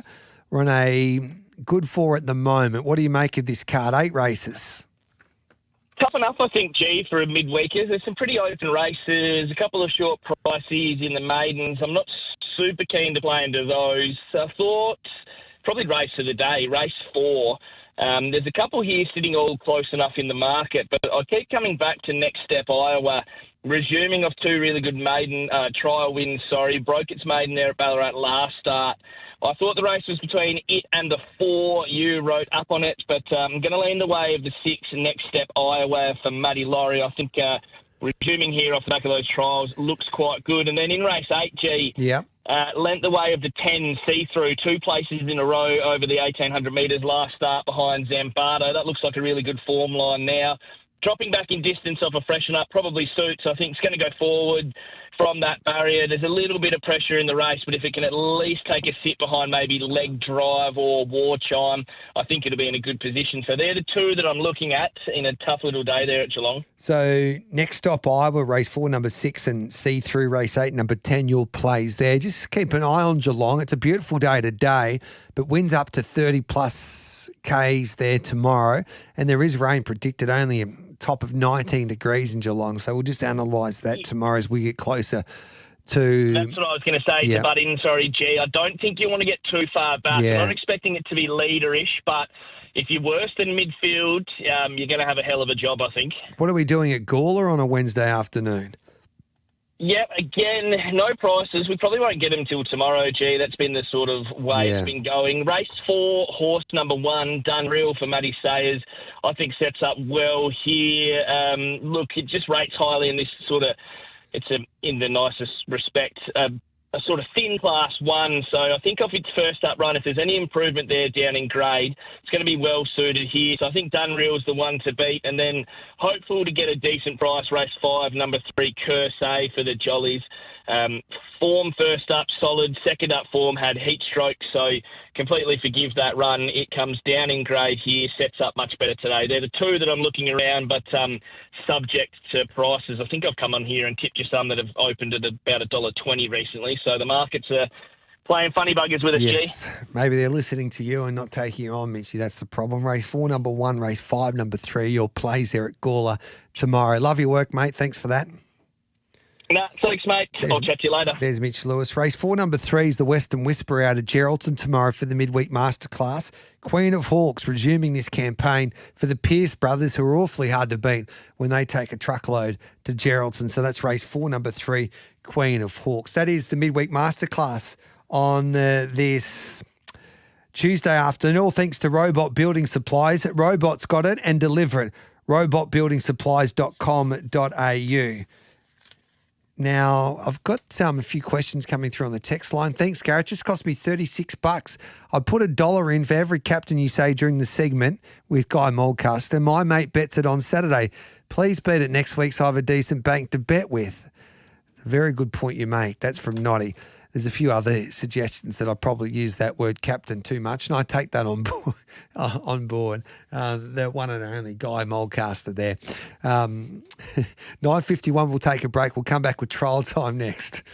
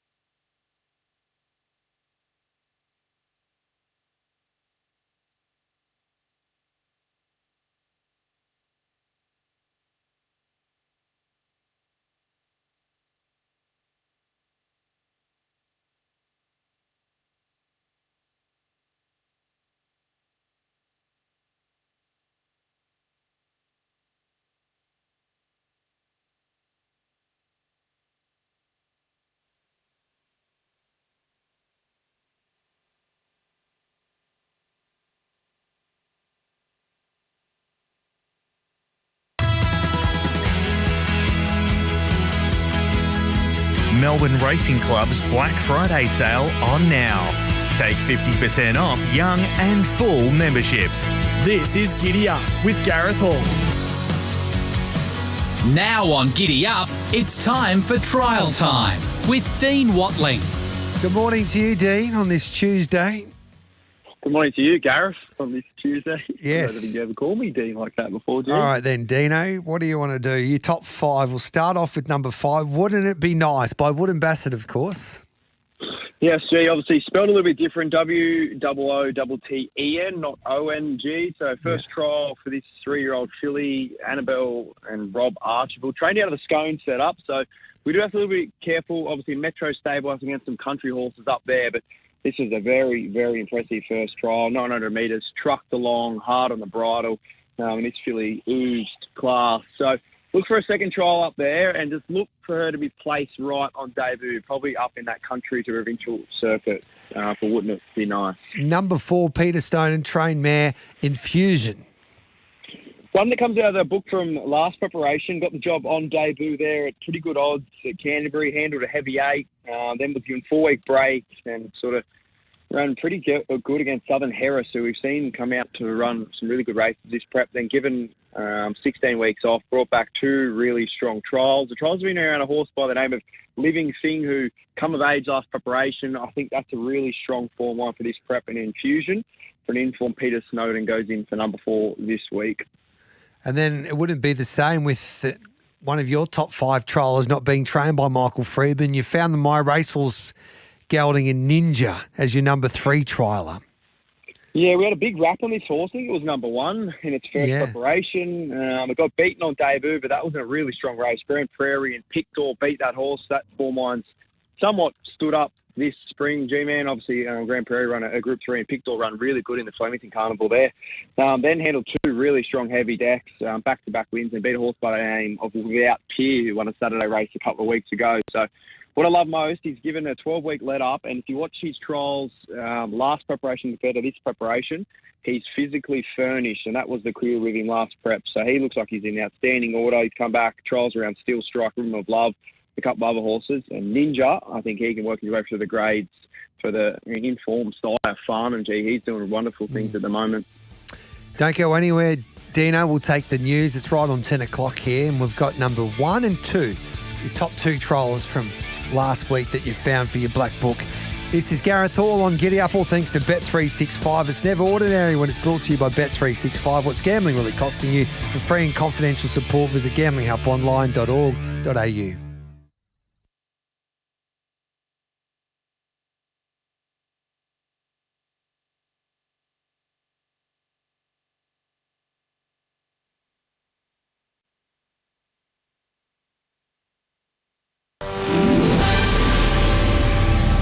Good morning, I'm Nate Gardner with SEN News. The search for Gus Lamont will resume in South Australia's outback 2 months after his disappearance.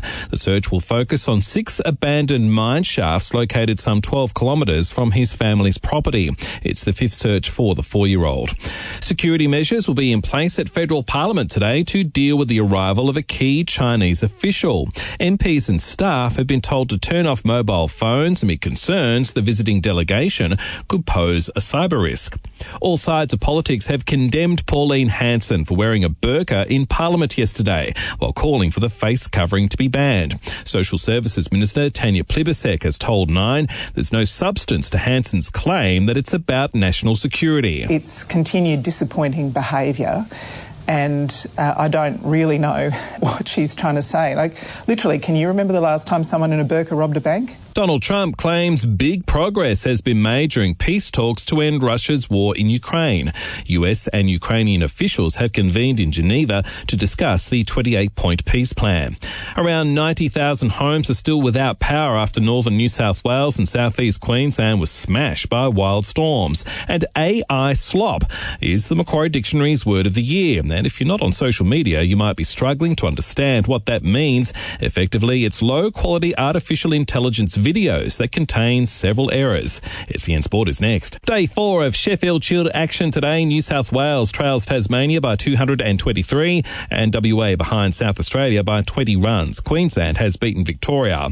And thanks to Unibet, gamble responsibly. An NFL update. Chiefs quarterback Patrick Mahomes was instrumental in the come-from-behind win over the Colts with 352 passing yards.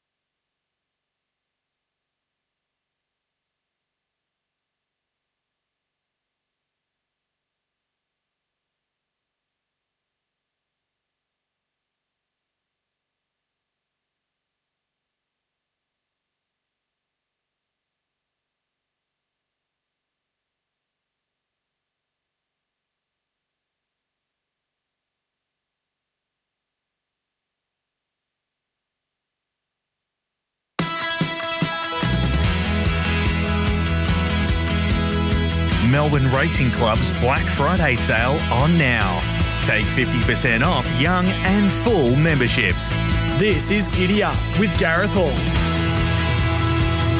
Welcome back to Giddy Up. We've got the Bet365 Country Racing Hour not far away, along with Bag of Tips, but we'll continue on trial time. Dean Watling is with us. We're up to number 2 for Dean Watling's top 5 triallers from last week, and we go to another one for Peter Snowden. This is a filly, Rascal, that you like here, Dino.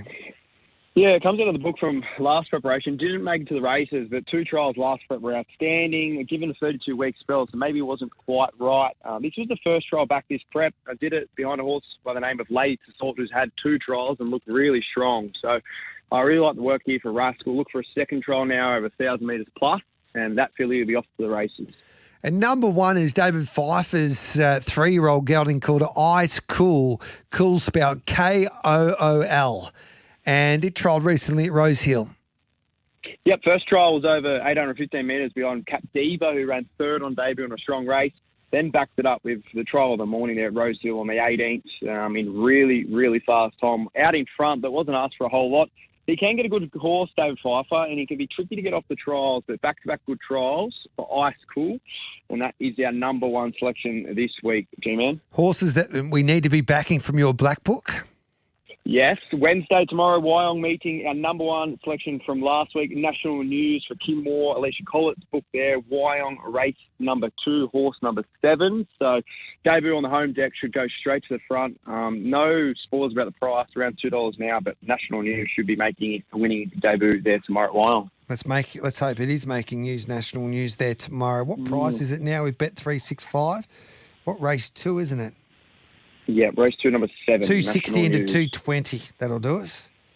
Yeah, we'll take that, G. I think it'll start sub $2 there tomorrow. Hopefully no scratchings. That's the big thing. But hopefully we get $2 plus, and hopefully it's a good day for us. Thanks, Dino.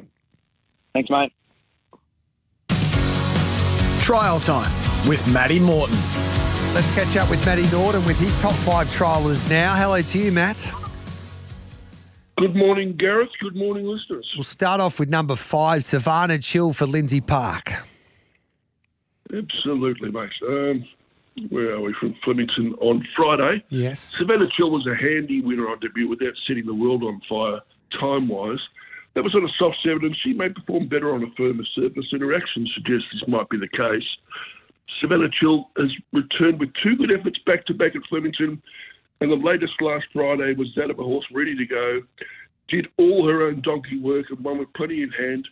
Has a pedigree that suggests a mile plus is well within her scope, so look out for her over at least 1,400 when returning to the racecourse soon. Scampy cost us a little bit early doors because he did trial the house down, but he's had a bit of a break now. He's trained by Kieran Ma. He's a son of Blue Point, I reckon, Scampy, and I reckon they get better. So he caught your eye at the jump outs on Monday at Cranbourne.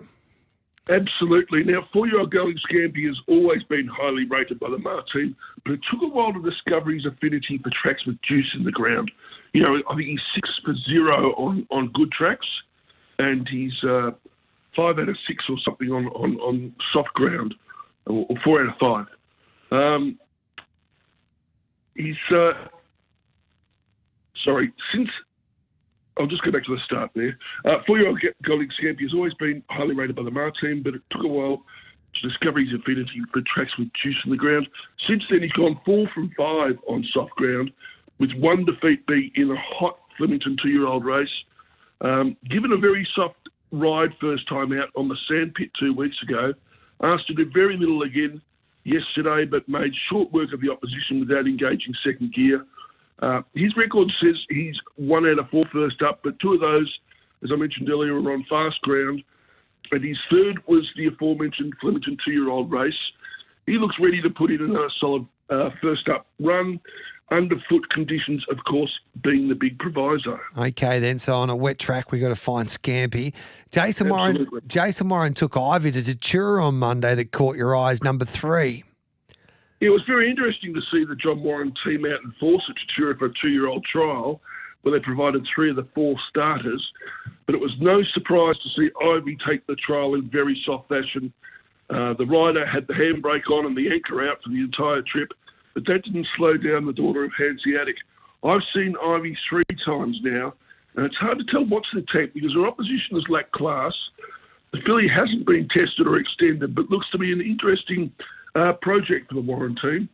She certainly caught my eye, and her half-brother was recently 3rd at Caulfield after a first-up maiden win at Kilmore, so keep an eye out for Ivy. And then Layla, another one for Lindsay Parker. He jumped out on Friday. Absolutely. Unraced 3-year-old Justified filly Layla is certainly an interesting recruit for the Hayes team. Had 1 trial for the Waterhouse bot combination at the end of May when drawing clear late after showing speed. She jumped well before being given time to balance up and settle just off the speed on Friday. Asked very little to go on with the job and under substantial restraint on the line when challenged. The second horse was ridden right out to get close and chased home a debut winner when second at her previous jump out. Layla looks to have plenty of size and scope. I'd expect her to have another morning hit out before making her race day debut, but she's well worth keeping an eye out for and putting in the black book. So that's Layla, Layla there. And then Shiki is your number 1 trialler for Waterhouse and Bott, who trialled at Brownwick on Friday. Absolutely. I was very keen to back Shiki on debut in the gym crack, and she didn't let me down in spite of a slightly overzealous front-running ride there.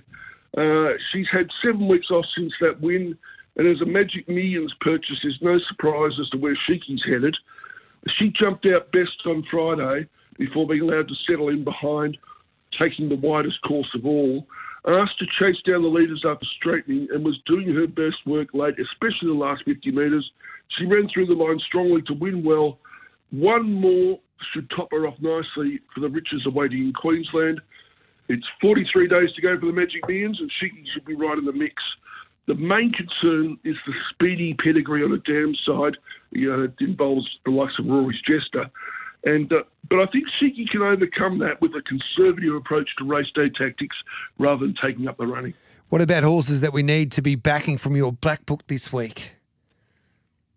We've got Headbanger going around possibly on Thursday, I think, or Friday. That's with the big camp. Yes. But there's a sneaky one going around today at Ararat in race 2, number 7, Limbs Tatey. It went round the trial jump out last week at packing them, and showed plenty of speed, went to the front, but then it was obvious that Jason Maskell was having a lot of trouble with the gear in the saddle. Looked like it might have gone forward substantially, and his legs might have been out of the irons. So I forget all about where it finished in the end. Yeah. But this horse has plenty of speed. It's drawn a little wide at Ararat, but I'd expect it to go forward and be pretty hard to beat. We're getting, $4 now? We bet 365, but they bet $10 for the Markham. Reece McLeod aboard. I think a few people judged it on the trial last week, but they weren't looking too closely. Yeah, limbs tied there. So that we'll follow that horse closely today, race 2, number 7. Good on you, Matty. Thanks for that. All right, cheers, Gareth. There's trial guy, Matty Morton, 12 minutes past 10. We'll find you some winners with Bag of Tips. That's coming up next here on Giddy Up.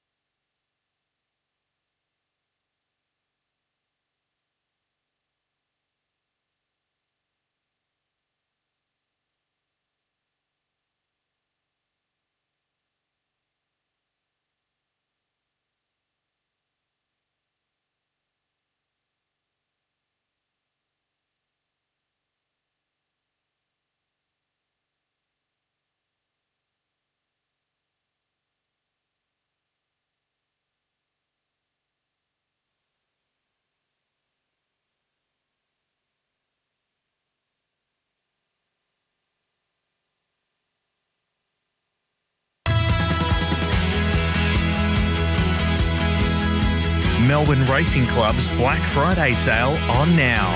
Take 50% off young and full memberships. This is Giddy Up with Gareth Hall. The Giddy Up bag of tips for Oz Equipment Rentals, supplying equipment to the construction, mining and roadworks industries. OzEquipment.com. Time to find you a few winners thanks to the Ultima Hotel in the heart of Demelli, just down the road from Swan Hill. Swing by for a cold beer. Oz Equipment Rentals, supplying equipment to the construction, mining and roadworks industries. OzEquipment.com. And, of course, Bet365. Top Tote Plus, you'll get the best payout across all 3 national totes on the weekend. What's gambling really costing you? For free and confidential advice, visit gamblinghelponline.org.au. Our Bet365 boost horses, Shooter McGovern, first up this campaign. Shane Jackson now trains. Race 7, number 4 at Ararat. The place, we're boosting up to $2.50. Let's get a track update there at Ararat this afternoon. Jade Kennedy joins us. G'day, Jade. How you going, Gareth? What do we make of today's track, mate? Is it a perfect day in Ararat? It's a little bit breezy. There's a bit of cloud cover. It's going to be a nice enough day. Yeah. But no, the track's pretty good. We're on a good 4. Perfect. But with the wind, we probably could go to a 3 during the day, I would think.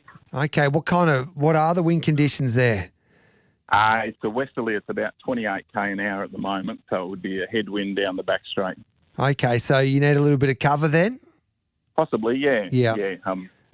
Anyone who knows me knows I'm a long way off being a jockey, but yeah, I'd say a bit of cover would be good. And then if you swing for home, you don't want to be too often with the tailwind behind them. Nah, that's right. Although they have been making ground pretty good here lately. Yeah. All right then, mate. No rain predicted? No, nothing today. A little bit tomorrow. All right then. Well, that is good news. Enjoy your day. Thanks for that update, Jade. No worries. Thanks, Gareth. There's Jade Kennedy. Always great to catch up with the Sultan Dave Streelaw. He was at the Rising Sun, they tell me, on Saturday afternoon, and he was popular. People stopping him for photos. The great man. Salt, hello to you.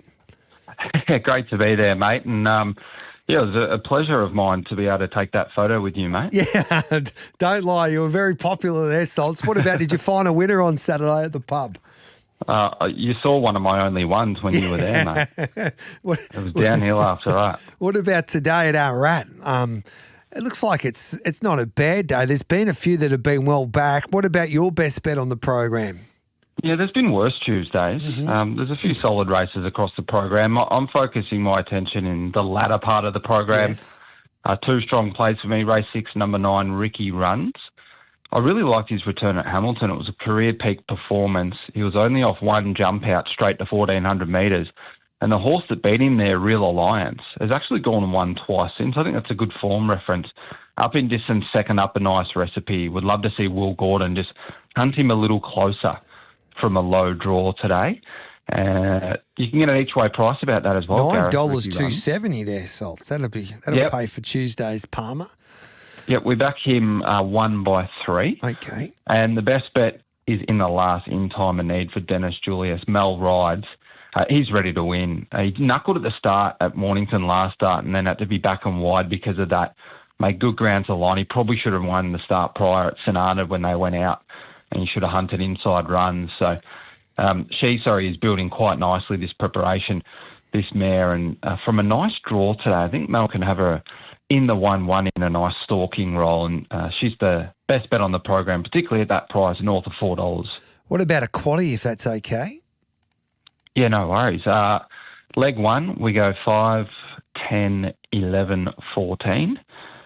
Race 6, 1, 3, 8, 9.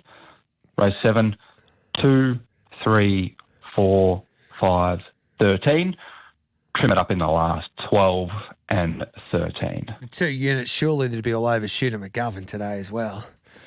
Yeah, look, I'm hoping today's not the day that he says a choke on that baby, because I'm not in his camp. I did like his Flemington jump out though, but yes, probably 1,100 metres is going to be short of his best. I found that race a bit of a head scratcher. Yeah. Verbosity's jumped out well, has won at Ararat, draws out. Landed with Final Adam on top. This horse, last time he was at Ararat, first up, no trial or jump out. He was very wide against the day's pattern, some excuses. His best can actually measure up. I expect Neil Farley to maybe park him outside the leader. That would give him a good chance. The Kill Club, if it gets some luck, can run well. pretty open race. But look, I'm hoping Shooter can keep his pistols in his pocket today. What about Limbs Tide in the second race? It's been well supported. Our trial guy doesn't mind it today. Yeah, I've got that on top as well. Advantaged by some scratchings in that race. Yep. I thought it jumped out better than Gangster Paradise, so it should actually be favourite, Limbs Tide. Maybe the market is getting a read on that recent jump out where Jason Maskell looked like the saddle slipped. He lost his near side iron as well. He was just trying to stay on the horse, let alone finish the jump out. His jump outs prior to that, Limbs Tide, were really good. If we wiped that last one, which he had obvious excuses, I think he's clearly the one to beat in race 2. Well, enjoy this afternoon on racing.com with Terry, I would imagine, and then 2 units. How many more podcasts until the end of the year? Yeah, this is our last one, mate, and then we take a Unbelievable. break for the summer, and we'll be back for Group 1 racing in February. So it's been a big year. That's too long. That's too long, surely, that layoff. That's 6-7 weeks we'll have to wait. Yeah, the way that we've worked it out is, you treat them mean, keep them keen, mate. Yes. Well, you have a wonderful day. Good luck this weekend, and good luck today. Hopefully we can find a few winners at Ararat. Thanks, mate. Take Good on it your easy. salts. There's Dave Strelaw there. Now we've got Luke Ovanesi in at Tamworth. He likes race 3, number 7, Crimson Bonnet, and race 4, number 2, Herman Set. So race 3, number 7, race 4, number 2 at Ballina, race 5, number 4, Prestige Gundy, and race 6, number 3, Smart Recognition, race 5, number 4, race 6, number 3. And Darren Carroll at Shepparton likes race 4, number 9, Shack. Shack could be Shacky's day today.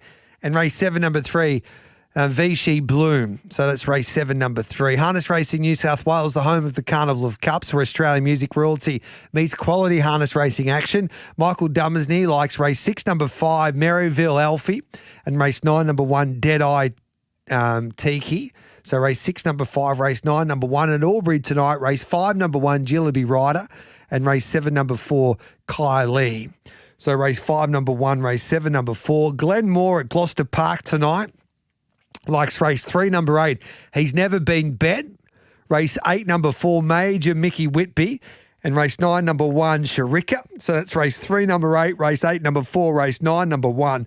And Brett Honey for the Mandurah Greyhounds. He likes race 5, number 7, Lochinvar Lad. Race 6, number 8, Geordie Lad. Race 9, number 4, Sunset Estrella. And race 10, number 1, Biscotti Blast. So race 5, number 7, race 6, number 8, race 9, number 4, race 10, number 1. And Tassie, which is the perfect place to race, Jason Campbell at Launceston, the Dogs today, likes race 5, number 3, Warple.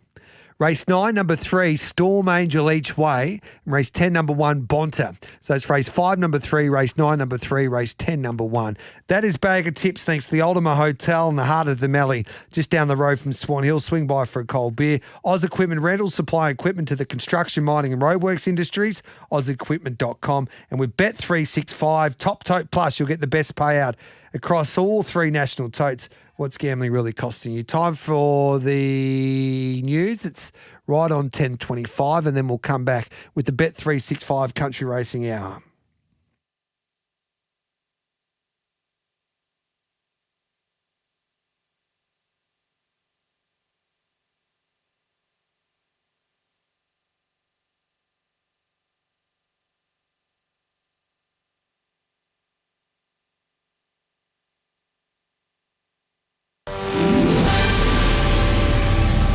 Good morning. Making SEN News headlines. The Prime Minister will meet with China's 3rd highest ranking official at Parliament House in Canberra, with MPs and staff told to power down their mobile phones in case of Chinese spies. A 10-year study has confirmed pretty much what we already know. Aussie blocks of land are getting smaller, the median block on average shrinking by 20%. Pauline Hanson widely condemned for wearing a burqa in the Senate while calling for a ban on the Muslim face covering. And tributes today for reggae singer Jimmy Cliff, who's died aged 81. Up next, sen.com.au sport. Day 4 of Sheffield Shield action continues today. New South Wales trails Tasmania by 223 and WA behind South Australia by 60 runs. Queensland has beaten Victoria.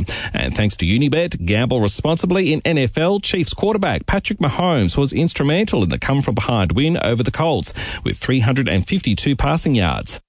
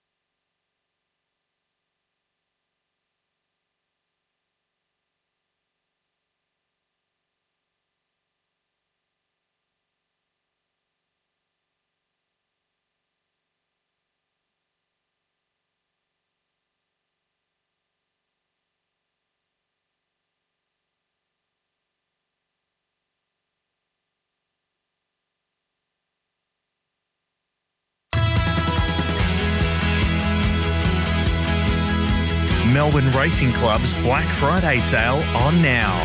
Take 50% off young and full memberships. This is Giddy Up with Gareth Hall. Now Schmoove moving to the outside and the run quickly came for Smooth Chino. They set out after Magnique. Magnique the leader at the 200. Here comes the favourite Smooth Chino. Magnique's in front with 120 to go. But Austin now pulls the trigger. Smooth Chino dropped her off as though she was standing still and he's come away and won effortlessly. It's 5 straight. Smooth Chino won from Magnique. So Smooth Chino is another son of Machino that's kicking plenty of goals. For Indy Wynette, who prepares his galloper at Albany. He's had 5 starts for 5 wins. He's unbeaten. He's won a Magic Millions as well as the 3-year-old, and then he's unbeaten this preparation. And Indy joins us now. Good morning to you, Indiana. Thanks for your time. Good morning. No worries at all. How about that? 5 from 5. What was it like to train a winner there on Railway Stakes Day? Oh, just unbelievable, you know, the things this horse is doing for me. I just, in awe. So how long have you been training now for? 4 years. 4 years, and this is clearly your best horse that you've had? Yeah, for sure. So tell us the story behind Smooth Chino. Me and my sister were at the Magic Millions and we were just walking around the stalls and he was actually getting walked up for someone else and he just caught my eye and I was like, that's the horse I want. That's the one. So we went and sat down and I was actually talking to my sister and he was in the ring and it was only at 10 grand and Sharon's like, that's that horse. So then I was like, yep, bidding. And when I started bidding, I was like, oh, I got to keep going now because I'm buying him. Yeah. So it was love at first sight. Oh, it was. Yeah, for sure. And how much did he cost you in the end? 40,000. So why did you love him at first sight? I love a big back end on a horse, and his back end is just enormous. And I just couldn't go past that. Like him being a yearling and being so strong, I was like, yeah, that's what I want. Did you work out why he only went for 40,000? No. The guy that bred him, Brandon Wilkin, he's bought back into him. Mm-hmm. He said, he was one of the cheapest machinos on the day. Not sure why, but worked out for me. Yeah. Anyway. And you're the lead owner as well, so it's an extra bonus. Yeah, I have 85%, so I'm very lucky. So he's a life changer in a way, I guess now, Smooth Chino. What's he won? Just over, $250,000? Yeah. Yeah, he definitely has been a life changer in many ways. Yeah. Have you had any offers from Hong Kong yet? Yeah, had a few from a few different people, even one from over east. Yeah, and he's not for sale? I did think about it.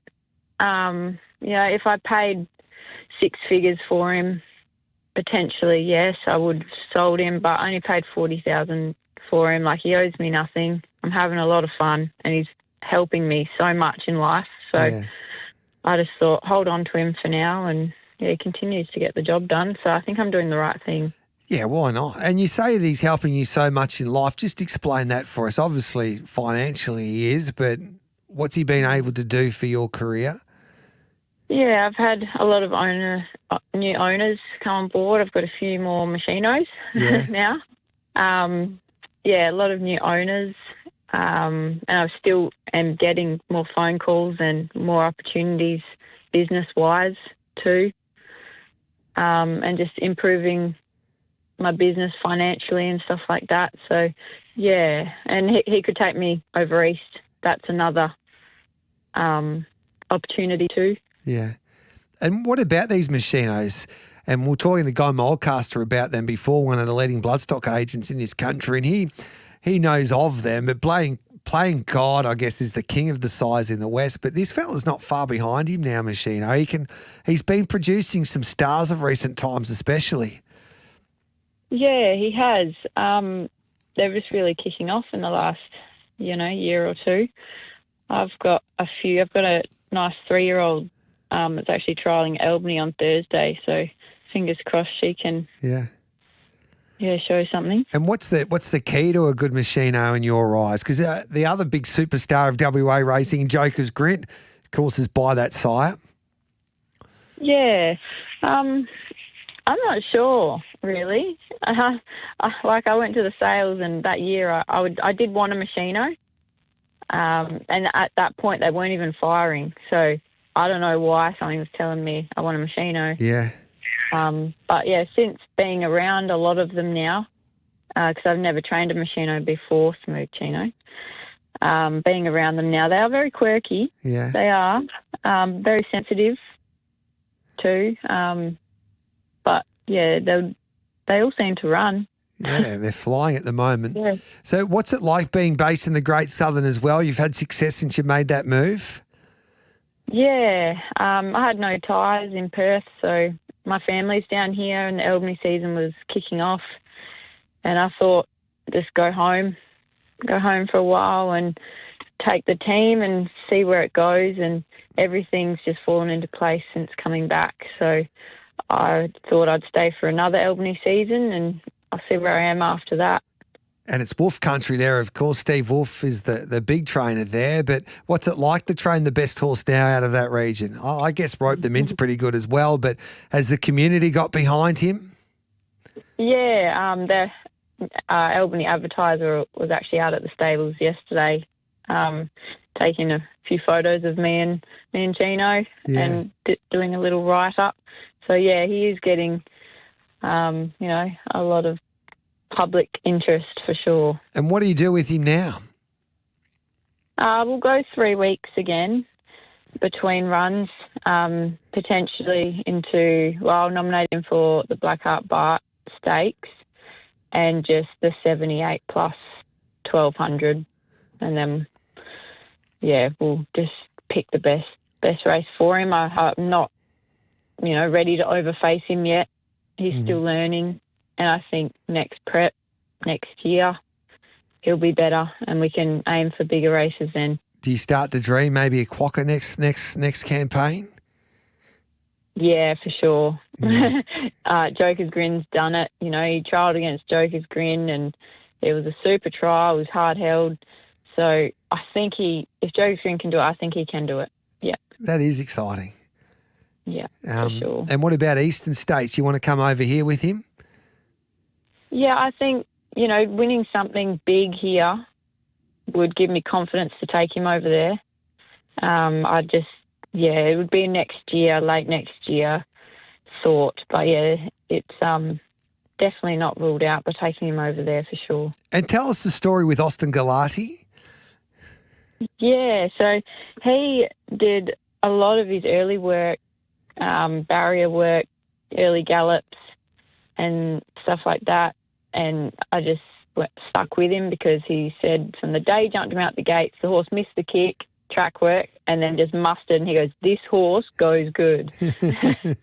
And so I was like, okay, trial him. So he trialled him in Albany and then he won so impressively. And then unfortunately he got suspended. So Alex took the reins and got his maiden win.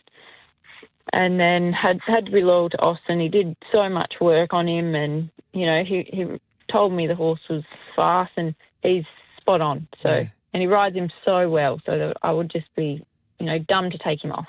I think with your story and obviously Austin's story, it's one of the great stories, not only for WA racing, but Australian racing. If we can follow him through his grades, he's 5 from 5. But the story with Austin, how he was an apprentice for an extra 6 months. They gave him permission to do that. He didn't have a chance to ride in town as an apprentice because he didn't have enough winners.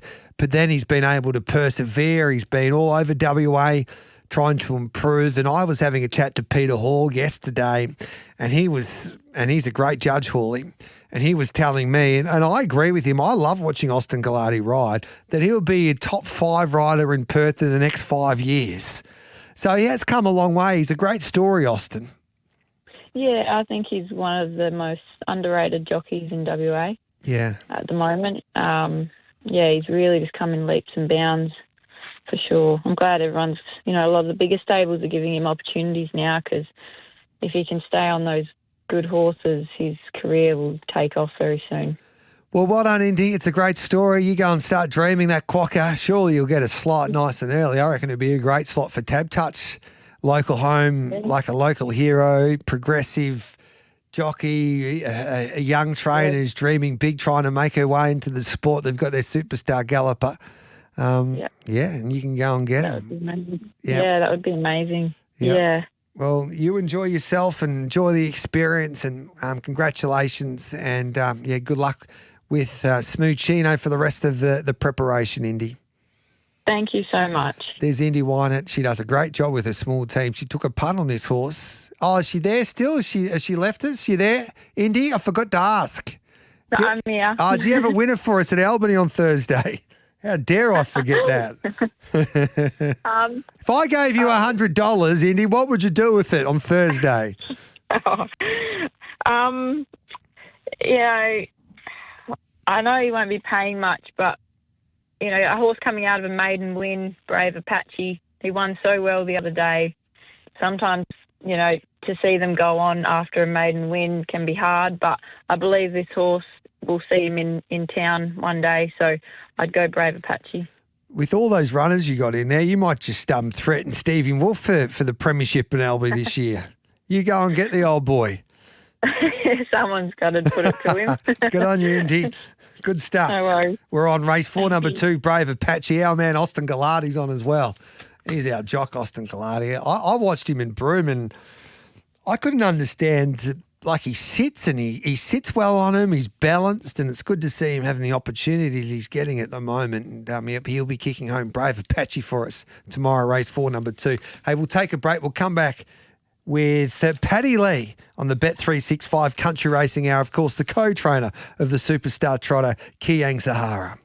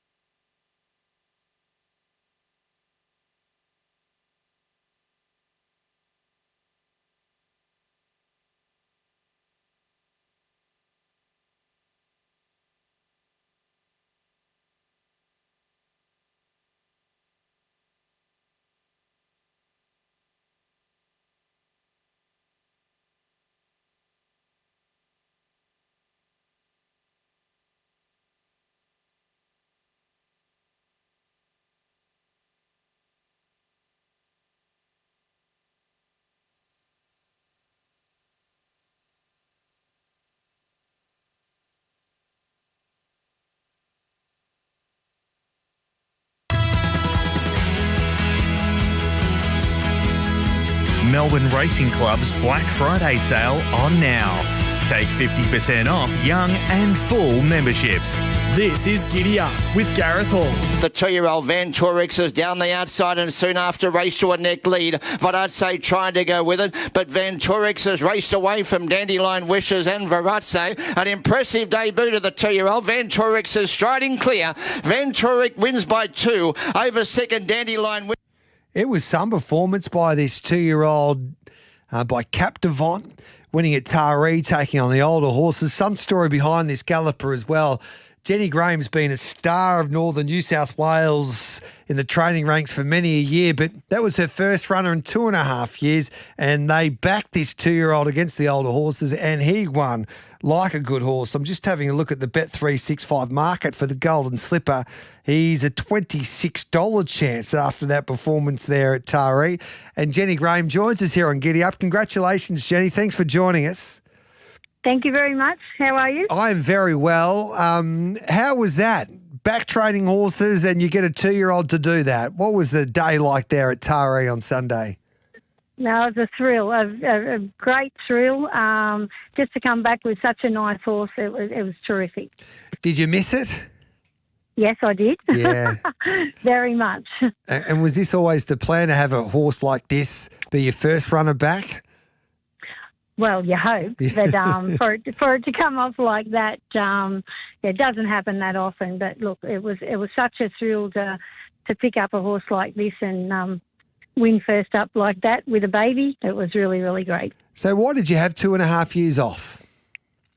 We lost my mother, yeah, and my father is elderly as well, so that I actually left the racing to care for him. Yeah. And now he's in care, full-time care, so it gave me a little bit of time to have another couple of horses and just go in and enjoy them, you know. Yeah. So with that time off, naturally it was all to help my father, and because we have property as well, and my brother also, helps run the property and the care as well. So, and then when he went into care, then I decided, well, it was time to get another couple of horses. Yeah, how bloody good is that now? And it was good. Yeah, and how did you get this 2-year-old?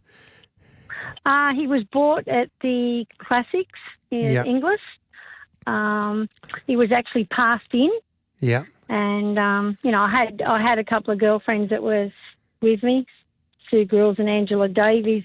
Yeah. We were just sitting there, and I said, I actually really like that horse. And I said, well, come on, we'll go back and have another look. So we did, and everyone agreed it'd be a good purchase. So it was a bit of a girly get together. How good. Yeah, it was lovely. And were you always going to train her? Were you going to give it to either Sue or Angela?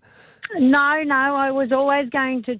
No, I was always going to train. It was just that we were there having a couple of drinks of bubbly, and No, I was down looking for one, but I actually bought 2. But I come home with 2, but and he was one of them. And how good is he? Look, I think he's a really special horse.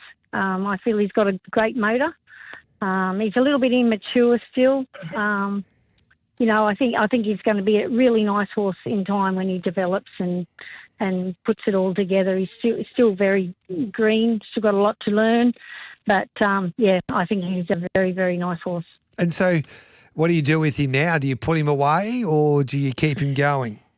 Look, I think I'm going to just give him a break. And he's done a great job.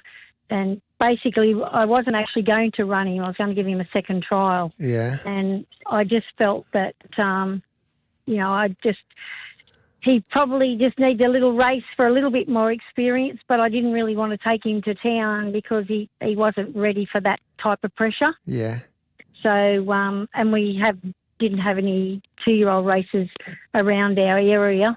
So we decided to look for a country-only race, and there was one there. It fell into timing. So, we put a nom in, and then all agreed that we'll give it a go, and he executed it very well. And now you're dreaming big. What race do you want to win in the autumn? Are you going to have a crack at a few of the big ones, Jenny? I am going to if he comes back and keeps progressing. Yes, I will. Yeah, I like a nice horse, and if we can progress to something like that, I sure will. And there's plenty of money with these English races as well, an opportunity there, obviously, in the autumn as you get closer. We're going to have something on him in the slipper now, Jen, because we love this story. You're a great racing family, and it's just a terrific yarn. And I reckon your mum and dad would be super proud.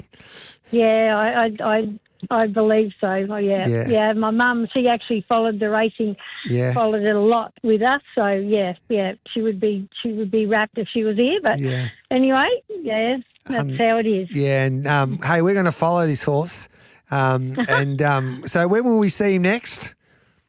Oh, look, I'm just going to monitor him as he's out, and just as he takes a break, and I think he'll bloom quite quickly because he hasn't been overtaxed.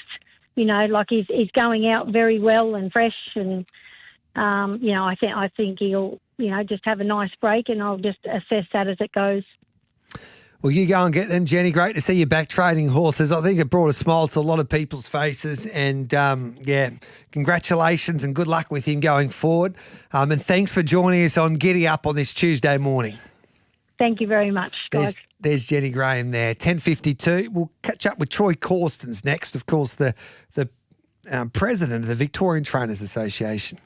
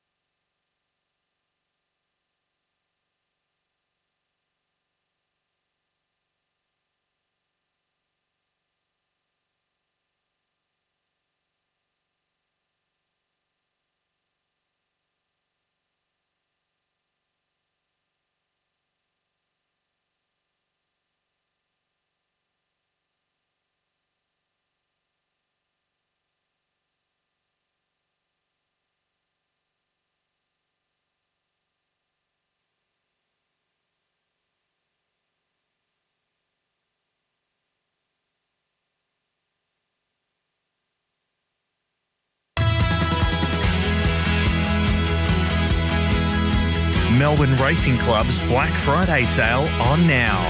Take 50% off young and full memberships. This is Giddy Up with Gareth Hall. Welcome back to Giddy Up. Dave Shrewlaw's tips there. The Sultan's tips best at Ararat today. Race 8, number 12, In Time of Need. Race 8, number 12. And he likes one at a price. Is his next best. Around $9 with Bet365. I speak of Ricky Run. So that's race 6, number 9. His quaddy numbers 5, 10, 11 and 14. 1, 3, 8 and 9 second leg. 2, 3, 4. 5, 13 third leg. And then 12 and 3. Is his two numbers in the final leg. We do like one early doors at Ararat as well. Trial guy, Matty Morton, limbs tie, now into 380. $10 at 380. They might continue to back this galloper. A lot of the trial watchers are keen on him today. That's limbs tied, race 2, horse number 7. Troy Corstens will join us straight after the 11 o'clock news. That barrier draw for the Winterbottom Stakes isn't far away. Hopefully we might cross out to Michael Heaton, who's been watching a few of those horses gallop there at Ascot today at Breakfast with the Stars. So the Winterbottom barrier draw, will keep you updated there, but it's not far away. It'll be sometime after 11 o'clock. And then, of course, we've got a busy last half an hour. Adam Hamilton will join me for Facing the Breeze, thanks to Garrett's Horse and Hound, as we talk all things harness racing. And that carnival in Victoria, New South Wales has started to heat up. We've got the WA Pacing Cup just around the corner as well. They've got the JP Stratton Cup in Gloucester Park this Friday night. That's worth $100,000. Their Pacing Cup is in a few weeks' time. So we'll catch up there with Adam Hamilton. So the barrier draw isn't far away, as I said, for the Winterbottom Stakes. But let's take the 11 o'clock news here on Giddy Up, brought to you by Bet365. It's never ordinary when it's brought to you by Bet365. What's gambling really costing you? For free and confidential support, visit gamblinghelponline.org.au.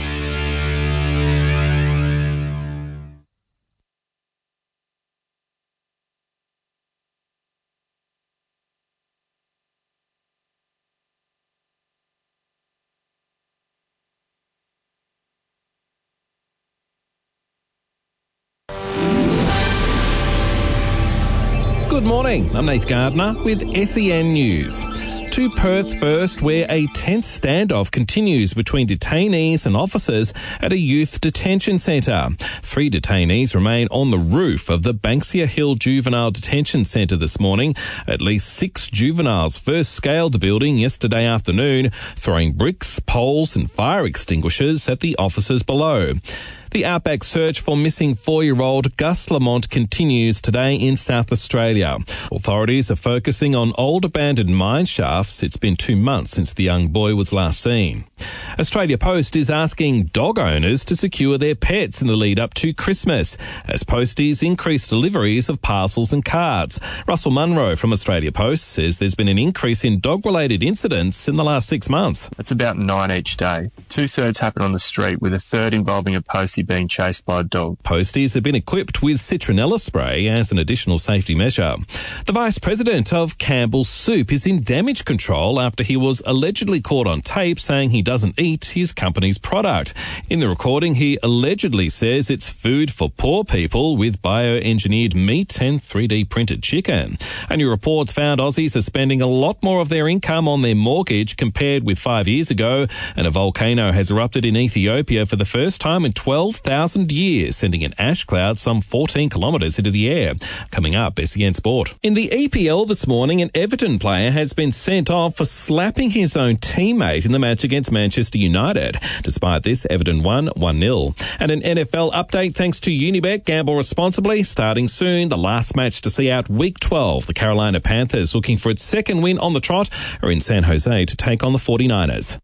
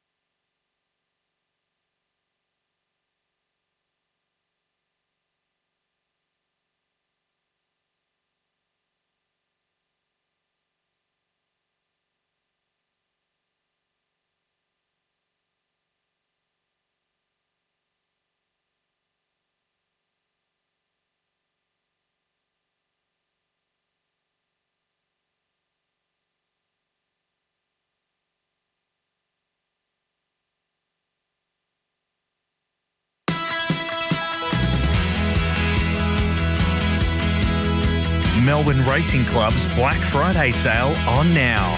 Take 50% off young and full memberships. This is Giddy Up with Gareth Hall. Welcome back to Giddy Up. Gareth Hall with you on this Tuesday morning. It's 4 minutes past 11, 4 minutes past 8 in Western Australia. The barrier draw for the Winterbottom is not far away, and 4 minutes past 10, of course, in Queensland. It's great to have your company wherever you may be listening, right across the country on the SEN app or on RSN and also SEN Turf. Let's catch up with the president of the Trainers Association of Victoria, Troy Corstens, because I want to have a chat to him about the VOBIS program in Victoria. Troy, hello to you. Thanks for your time, mate. Hey, Gareth, how are you? Good, thank you. Just explain what VOBIS is to the people out there. So VOBIS is a Victorian owners breeders incentive scheme, and it's something that when breeders have their foals when they're young, they nominate them to VOBIS, which makes them eligible for an absolute stack of extra prize money moving forward in their careers. It's such an important scheme, especially for the industry, the Victorian breeding industry. And when you go to a sale, say at the Premier sale, if you got VOBIS next to its name, it does help you if you're just weighing up whether you buy it or not. It can twist your arm if they're a VOBIS horse. Certainly allows you to go an extra bit or two, Gareth, that's for sure. Yes. And so the nominations close if you want to upgrade your horse to be a VOBIS horse on November 30. So people have got to be aware of that, don't they? Yeah, not long now, 5 days to go. And if people haven't already done that, they should be jumping on board and getting them in because it's such a fantastic scheme. Yeah. Do you think it's working there's obviously the different breeding incentives at the different PRAs around the country, but VOBIS would have to be one of the very best, wouldn't it? Yeah, I think it's been established for so long, and just the prize money now that we're racing for in Victoria, if you're a platinum, gold or silver horse, it just makes it so much more worthwhile. Will and I sit back, and if we've got a VOBIS horse, we push them back an extra week or so just to get them to a VOBIS race because instead of racing for a normal $32,000 maiden, you end up racing for about $94,000. So it's a game changer, isn't it? It's like you've got to have it really, especially with racing, and it's not cheap to train a horse these days, but the difference there for $60,000, that's training fees for a year, basically. 100%. And you know what? Reality is the majority of horses only win a maiden and then find it very hard to progress, Gareth. And if you can get the majority of people's money back in that first win, just makes things so much better. How much does it cost you to put your horse to be a VOBIS qualified horse? It depends on your eligibility. I think if you buy a Victorian stallion out of a Victorian mare and you reside in Victoria, it's the cheapest level. And then you also have levels with you can still be a New South Wales stallion. Yeah. That way you're not eligible for platinum, unfortunately, though.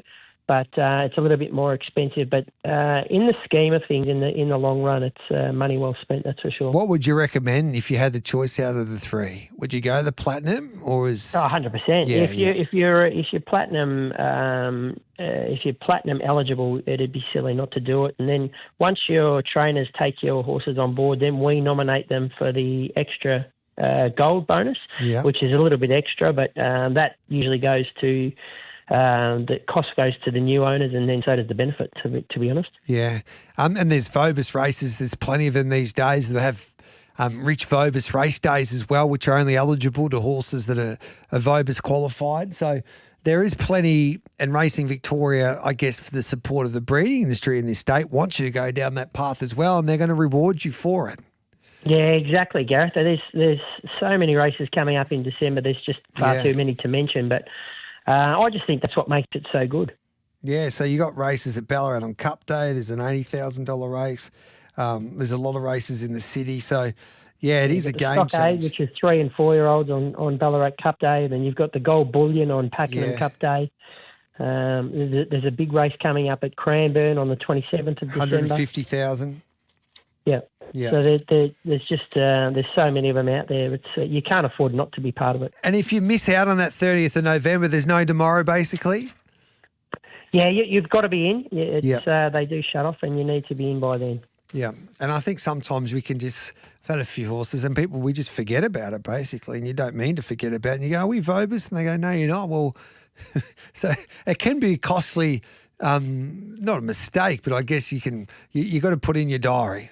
Basically. Yeah, well, that's happened to us, and it happened to us this year, to be honest. And Yeah. Will and I both thought that it was a Victorian-bred horse by a Victorian stallion. We looked up to see if he was Vobis qualified, and unfortunately, they'd missed out and hadn't nominated him. So he's probably missed out on about 300,000 in the running. Yeah, well, that's heartbreaking. So is it the owner's responsibility? So have you got 5 or 10%? You're listening to this today.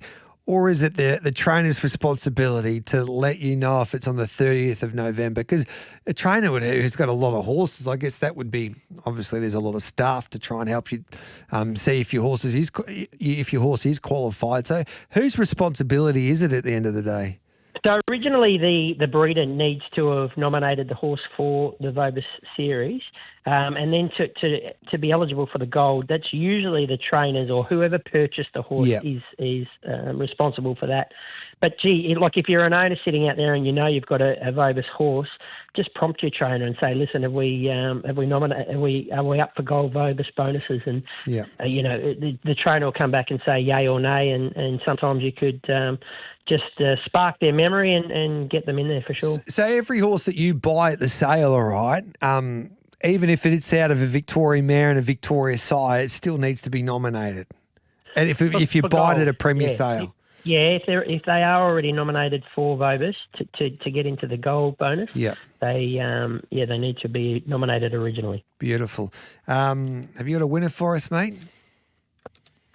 It's been, I think, I've got a filly running today called Imzada at Ararat that I thought was very, very good. If you look at her form, it's not going to think that she's good, but I think she can sort of bounce back today. I think she's a really nice filly, and I'm hoping that she is not just a morning glory sort of a horse. So we'll see how we go today. How did Sue Sensation pull up?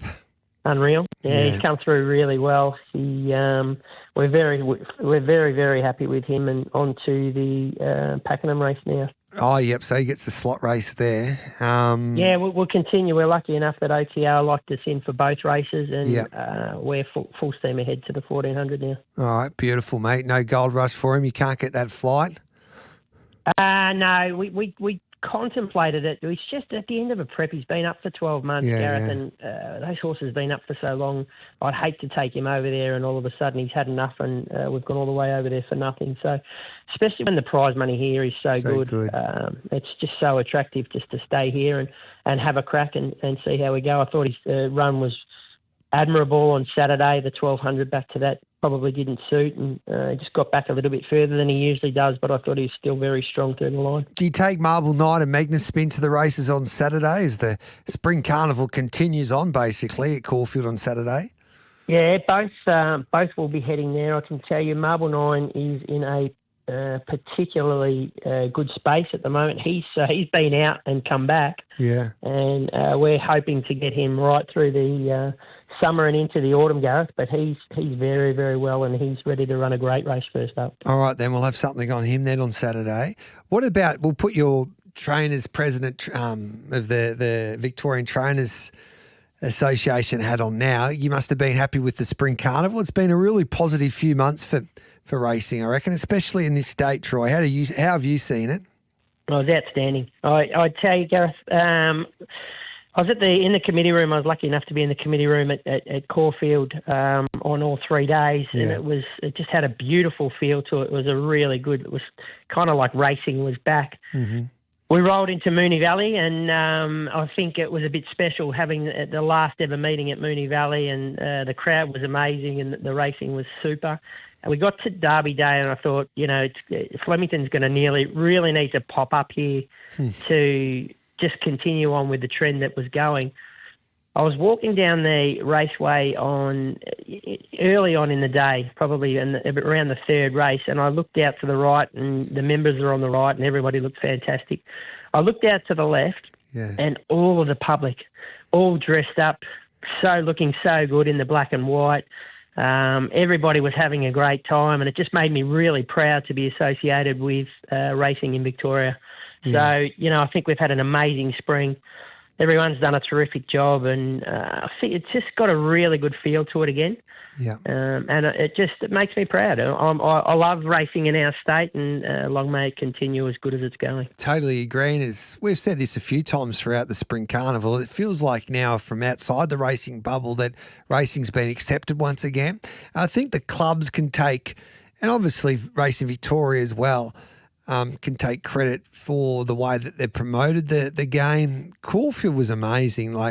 They've been able to turn around their club, and to have those crowds there on Saturday or during their carnival was exceptional. Moonee Valley put on a show for their final day, and then Flemington. Wow, I agree with you. I think the 2 days that stood out for me were Derby Day. You're right, when everyone is invested in the black and white, and then on Stakes Champions Day when there was no right for anyone really to turn up there. It was the worst day that I've can come across at a feature race meeting for quite some time, and they all loved it. They were out in the rain.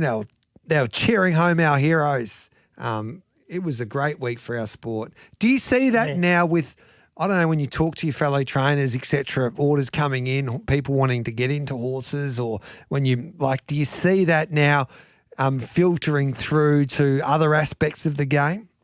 Very much so. I reckon it's been the toughest last 2 years that we've had for a long time. And, cost of living and probably, the social side of things with horse racing, if it's been on the nose, I'm not sure, because I'm so in depth inside it that I don't see that side of things. And I know how good it is. But the last sort of 4 or 5 months, you've just seen a real uptake. Yeah. People are buying shares in horses. I've got a couple of good orders for the Magic Millions coming up, which I usually don't have. And I just think it's very, very positive. I think everybody's working together. Collaboration is a big word that's being thrown around at the moment, but I can tell you everybody's on the same page, and we're all trying to move the same way, and it just makes things so much easier. It gives me real confidence in what we're doing, and I just love the way the sport's heading at the moment. Yeah, that is great to hear from someone like you that obviously talks to a lot of trainers with your role. You've got a big training establishment yourself, and it's all well and good having these big crowds, and obviously people are punting on the sport, and there's a lot of positive energy around for this beautiful game, but you got to get people owning horses, and it's the full cycle basically. Everybody's needs to be doing well in this game, and it sounds like it's been a really good. Well, we can feel it, as you point out. It's been a really good month for the sport of thoroughbred racing. Let's hope it continues, mate. I'm sure it will. I think it's great from even the stuff that you do, for instance, and there's a lot of great stables out there, and I think racing taking the responsibility itself to promote it, the sport. You got to the superstars of the game are the trainers and the jockeys and the thoroughbreds, and to do what say Malua Racing are doing in the trainers' hut there at Flemington to give us a different insight. Like, you can get a camera out there. It's difficult to get into the middle part of Flemington unless you've got a license these days. But to go and show that side of the game and the characters in the sport, I think that does the game a world of good, Troy.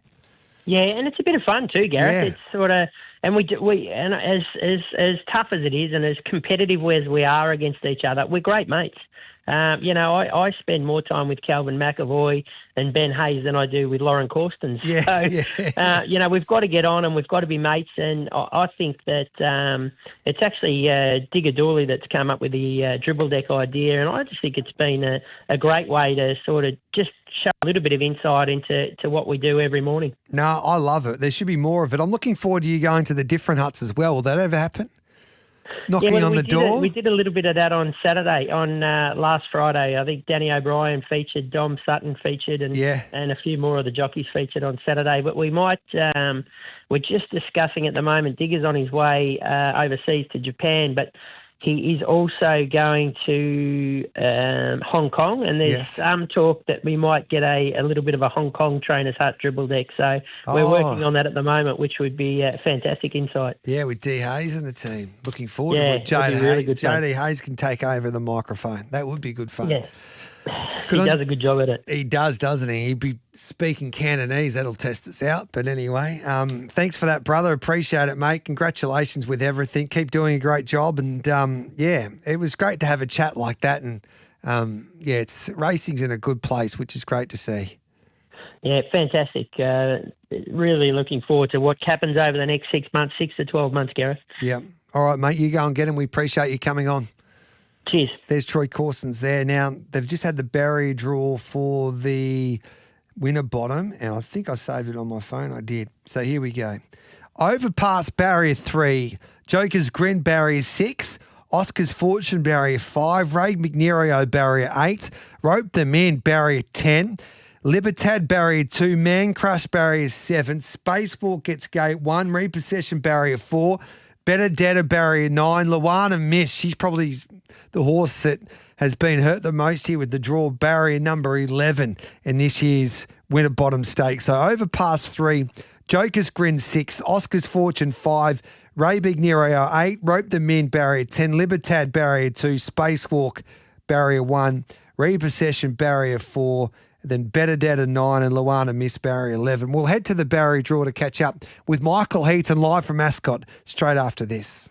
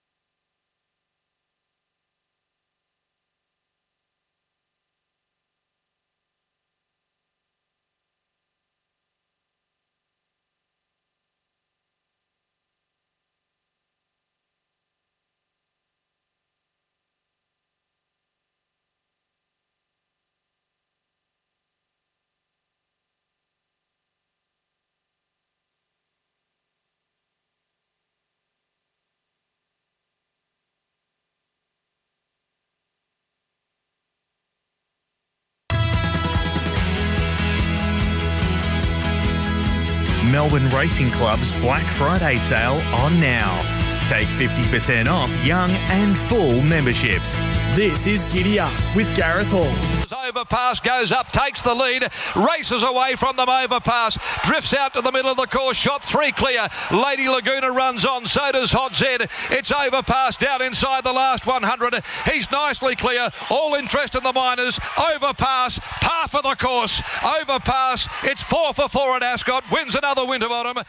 He's got barrier number 3 Overpass, which is a good barrier for him. He'll be able to jump on speed and try and dictate the Winterbottom as he tries and wins another Winterbottom. He was dominating the sprinting ranks in WA, winning Quackers and Winterbottoms for fun, but then Joker's Grin calls the upset to win the Quacker in the autumn, and they're the 2 favourites for this year's Winterbottom. Michael Heaton from Racing WA has been out there at Ascot this morning at Breakfast with the Stars, and he joins us. Michael, good morning to you. Thanks for joining us on Giddy Up.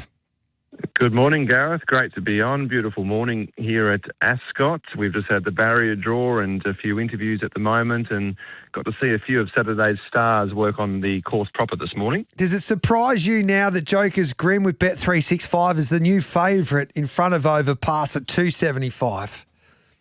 It wouldn't have surprised me perhaps last week, but I was with the local. But I must admit, I think I've jumped ship after seeing Overpass this morning. Before the Winterbottom last year, before the Quokka earlier this year, his work was only fair. He's always been a bit of a lazy horse looking at his gallops here the last few years.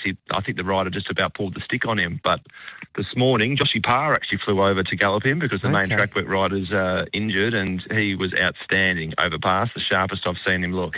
So that is a great sign there. And as Simon Miller pointed out on Scotty and Goss there, I think last week, and Overpass stays at his place saying that he does look a different horse this time around compared to, say, what he did in the autumn. So I reckon he'll start favourite. What's your thoughts on that?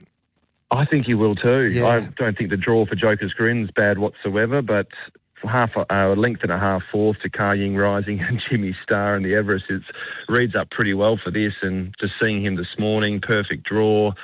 He's won the last 3 Winterbottoms, obviously lowered his colours to Joker's Grin and the Quokka earlier this year, but I think it might be Overpass again, maybe exacting revenge. Yeah. Did you see Joker's Grin at Ascot today? No, we didn't see all the horses. Joker's Grin does his main work on Saturday mornings, and he'll do a little bit tomorrow, I think it was. So he wasn't at the track this morning. The same as Ray McNerio. He only went slow on the sand this morning. Benedetta did her main work yesterday morning, and Oscar's Fortune was on the sand as well. So not all of the horses did their main workouts, but I certainly think Overpass was the most impressive of the ones that did. And the big loser from the draw is the filly Luana Miss, who's drawn the outside barrier. Yes, unfortunate for her, especially from a local's perspective. It's always difficult for the 3-year-olds in the sprinting weight for age series, but I think that if she's able to run sort of top 4 from there, she's done a good job, the filly. I think she might be up against it now. The key to Overpass success is being able to jump and dictate terms. Is there much pressure on him here? Is it maybe only Man Crush? Yeah, and Man Crush went really well in the Golden Saddle a couple of starts ago at Kalgoorlie, ridden off speed. So I think he might be able to dictate terms. And interestingly, we found out this morning at the barrier draw, the gate he has drawn barrier 3, no horses won from that in the Winterbottom in over 30 years. So he'll have to reverse history there somewhat, but he's won from barrier 16 a couple of years ago, barrier 10 last year. It doesn't really matter. He'll put himself on speed either way. And as you pointed out, like if they're going to ride Man Crush with some cover, there is no speed in this race, really, is there? Oscar's Fortune's been ridden quietly. I see Chris Parnham picks up the ride. I don't think there was. Did it surprise you that William Pike jumped off to ride Ray McNerio? It did when I first heard about it. Oscar's Fortune had been going so well, but I can understand the theory because Joker's Grin's got the wood on him, doesn't he? He's beaten him both cap clashes, so Pikey probably needs that alternate form, something that at least hasn't been against Joker's Grin and might be capable of it. But still a wonderful pickup ride for Chris Parnham, no doubt about that. Yeah. And even Joker's Grin, how good he was the other day, but that was such a fast tempo that Colonel Reeve Stakes that he won with a blistering tempo was Acromantula and Oxbridge in front. I'm not sure if it'll be that type of race shape this week, so I wouldn't be surprised to see Overpass really shorten over the coming days leading into Saturday.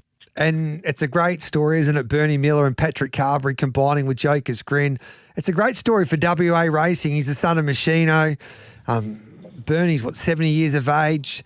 Paddy Carberry's in his twilight of his career, but he's a magnificent big-time rider, and it's hard to believe, really. He's come off Amelia's Jewel into a Joker's Grin.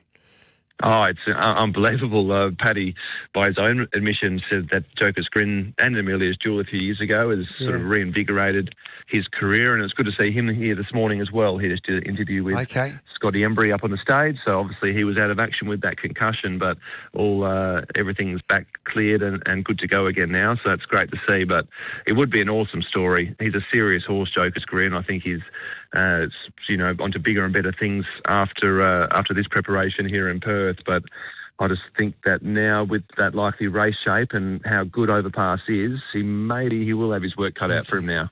So basically, mate, you're with Overpass now after watching him work with Josh Parr aboard. Yes, yeah, and interesting that Josh did fly over as well. Bobby, who has been over here, the leading foreman for Bjorn, whenever Overpass makes the trip, she's been here each year for the last few years, but unfortunately injured. So Josh has flown over to ride the last gallop, and it was the best he's ever worked in a lot of people that have been here for the last few years. That were what we thought. So I'm expecting him to be pretty hard to beat now, the champ. Beautiful, mate. Thanks for that update, Michael. No worries. Thanks, Gareth. There's Michael Heedham from Racing WA. Hey, it's 11:31. We'll take the news, then we'll talk to Adam Hamilton as we face the breeze and talk some harness racing.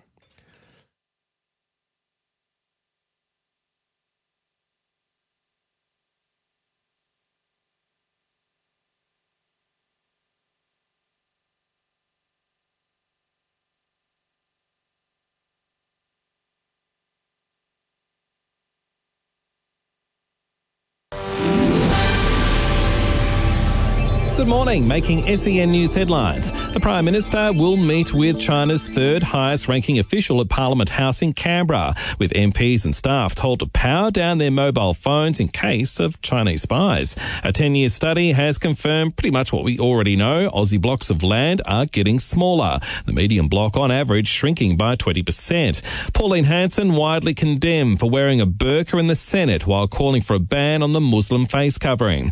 And tributes today for reggae singer Jimmy Cliff, who's died aged 81. Up next, sen.com.au sport. In the EPL this morning, an Everton player has been sent off for slapping his own teammate in the match against Manchester United. Despite this, Everton won 1-0. And an NFL update thanks to Unibet. Gamble responsibly. Starting soon, the last match to see out Week 12. The Carolina Panthers, looking for its second win on the trot, are in San Jose to take on the 49ers.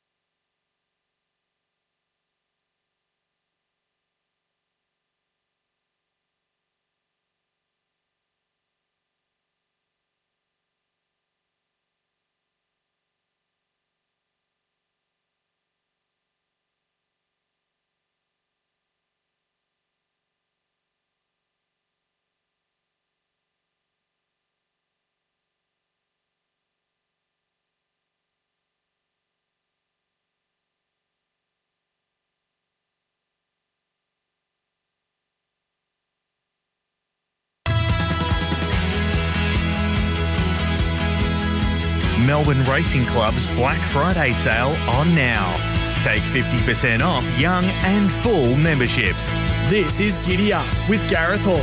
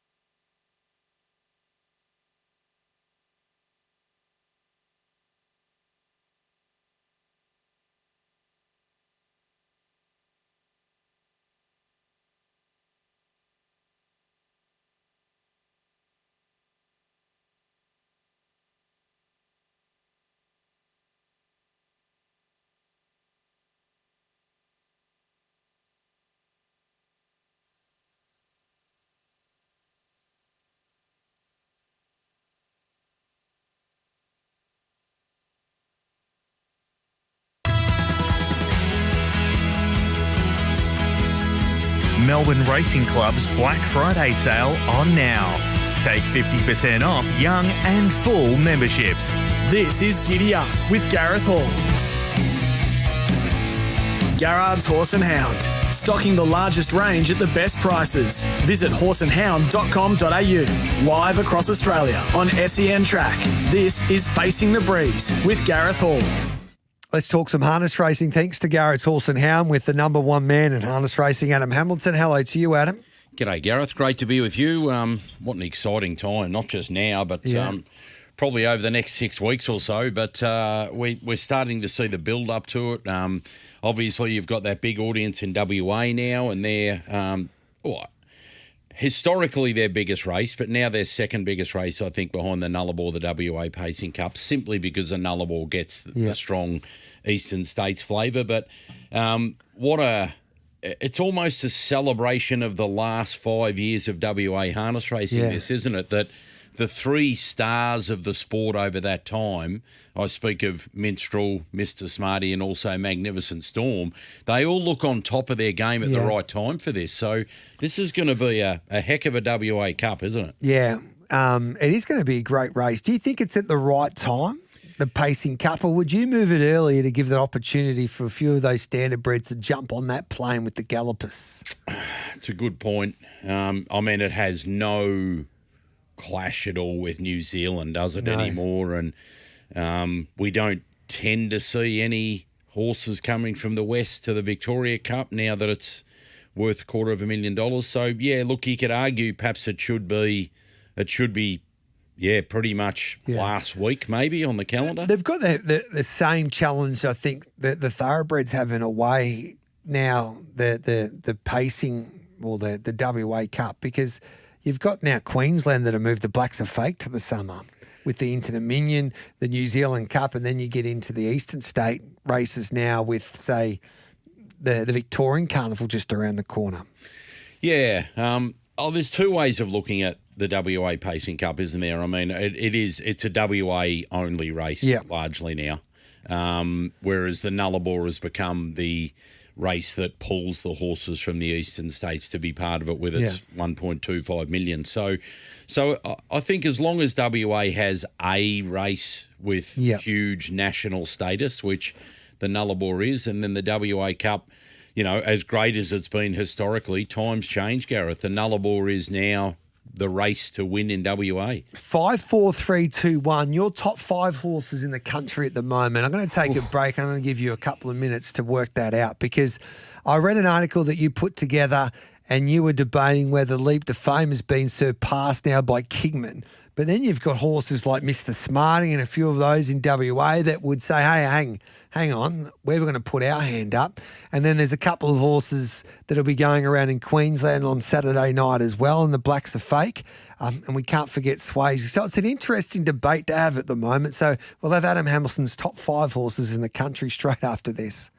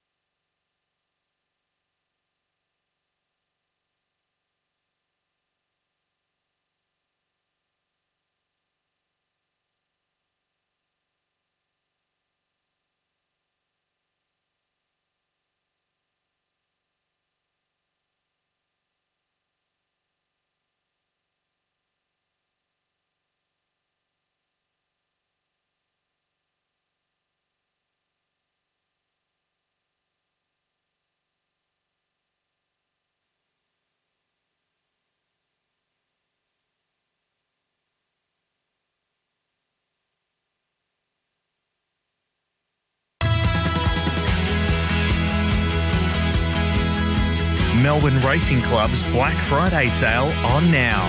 Take 50% off young and full memberships. This is Giddy Up with Gareth Hall.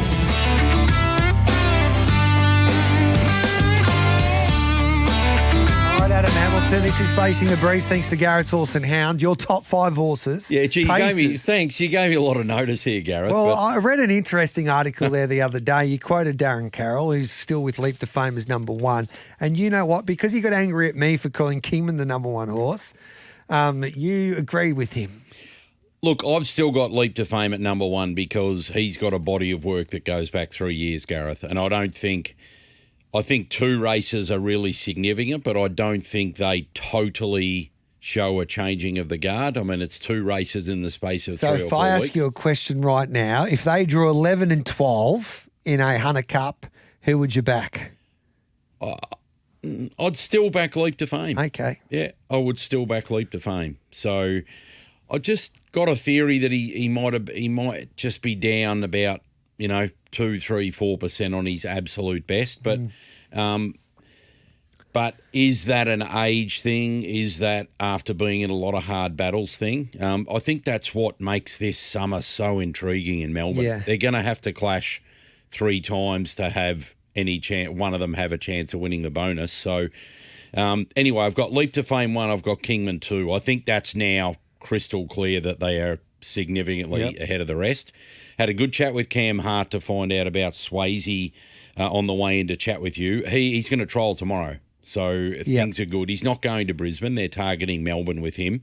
There was a story going around that he was going to the Auckland Cup. I'm not sure where that came from. So he's targeting Melbourne Swayze. So Cam's like, mate, don't forget, Kingman ran him down, but I had a cold sit on him and he wasn't wound up in that race, Swayze. So I've got another question for you then. Yes. If Swayze's drawn to lead in a Hunter Cup, do you back him? You know what? I think the world's changed for him if there's 2 good horses against him. Because if one of them goes toe-to-toe with him, the other one's going to be able to stalk. Mm-hmm. And I imagine Kingman stalking if Leap to Fame had to go to the breeze. So, I think life's going to get a lot harder for Swayze now that he's not just against one great horse in Leap to Fame. I've still got him 3rd, Swayze. Again, body of work that he's done. It's been a really messy 6 months or so for him since Perth, hasn't it? But let's hope the old boy can get back. You are mindful he's rising 8. Don Hugo's got to be in at 4. Okay. Tony LaCastro might be a little dirty that I've got him down at 4, but I have got him 4. I respect what he's done, and he has got a win over Leap to Fame. But when you consider the absolute benchmark, I mean, Kingman's beaten Leap to Fame twice. Don Hugo's beaten him once and led and beat him in a Miracle Mile. So anyway, Don at 4. And then 5 is your WA flavour. I'm going to put Minstrel in at 5, the old boy, because I still go back to that win a couple of runs back against Mr. Smarty. So I've got him in at 5, but I'm saying there's next to nothing between he, Mr. Smarty and Magnificent Storm as to where they're at the moment. So any of those 3 could go in at 5. And then I'll give you an X factor. Extreme C. Only raced 10 times. He's won 7. This is a horse we haven't seen for 18 months. Remember, Captain's Knock he's knocking on the door of being in this 5 now. He's come so far. And Extreme C, Brad Hewitt used to drive them both. And he said, look, as much as I love Captain's Knock, and he's done some unbelievable things, he said, Extreme C is different gravy to Captain's Knock. So now, I reckon Captain's Knock's better than Don Hugo. Could well be the way he's going at the moment. Yeah. So there's no doubt. There's not much between those 2 horses. I shouldn't say that. I think whoever gets the easier run would probably win at the moment. Yeah. Like Don Hugo gave him a big start and got pretty close to him at Wagga. But you're right, there's probably not much between them.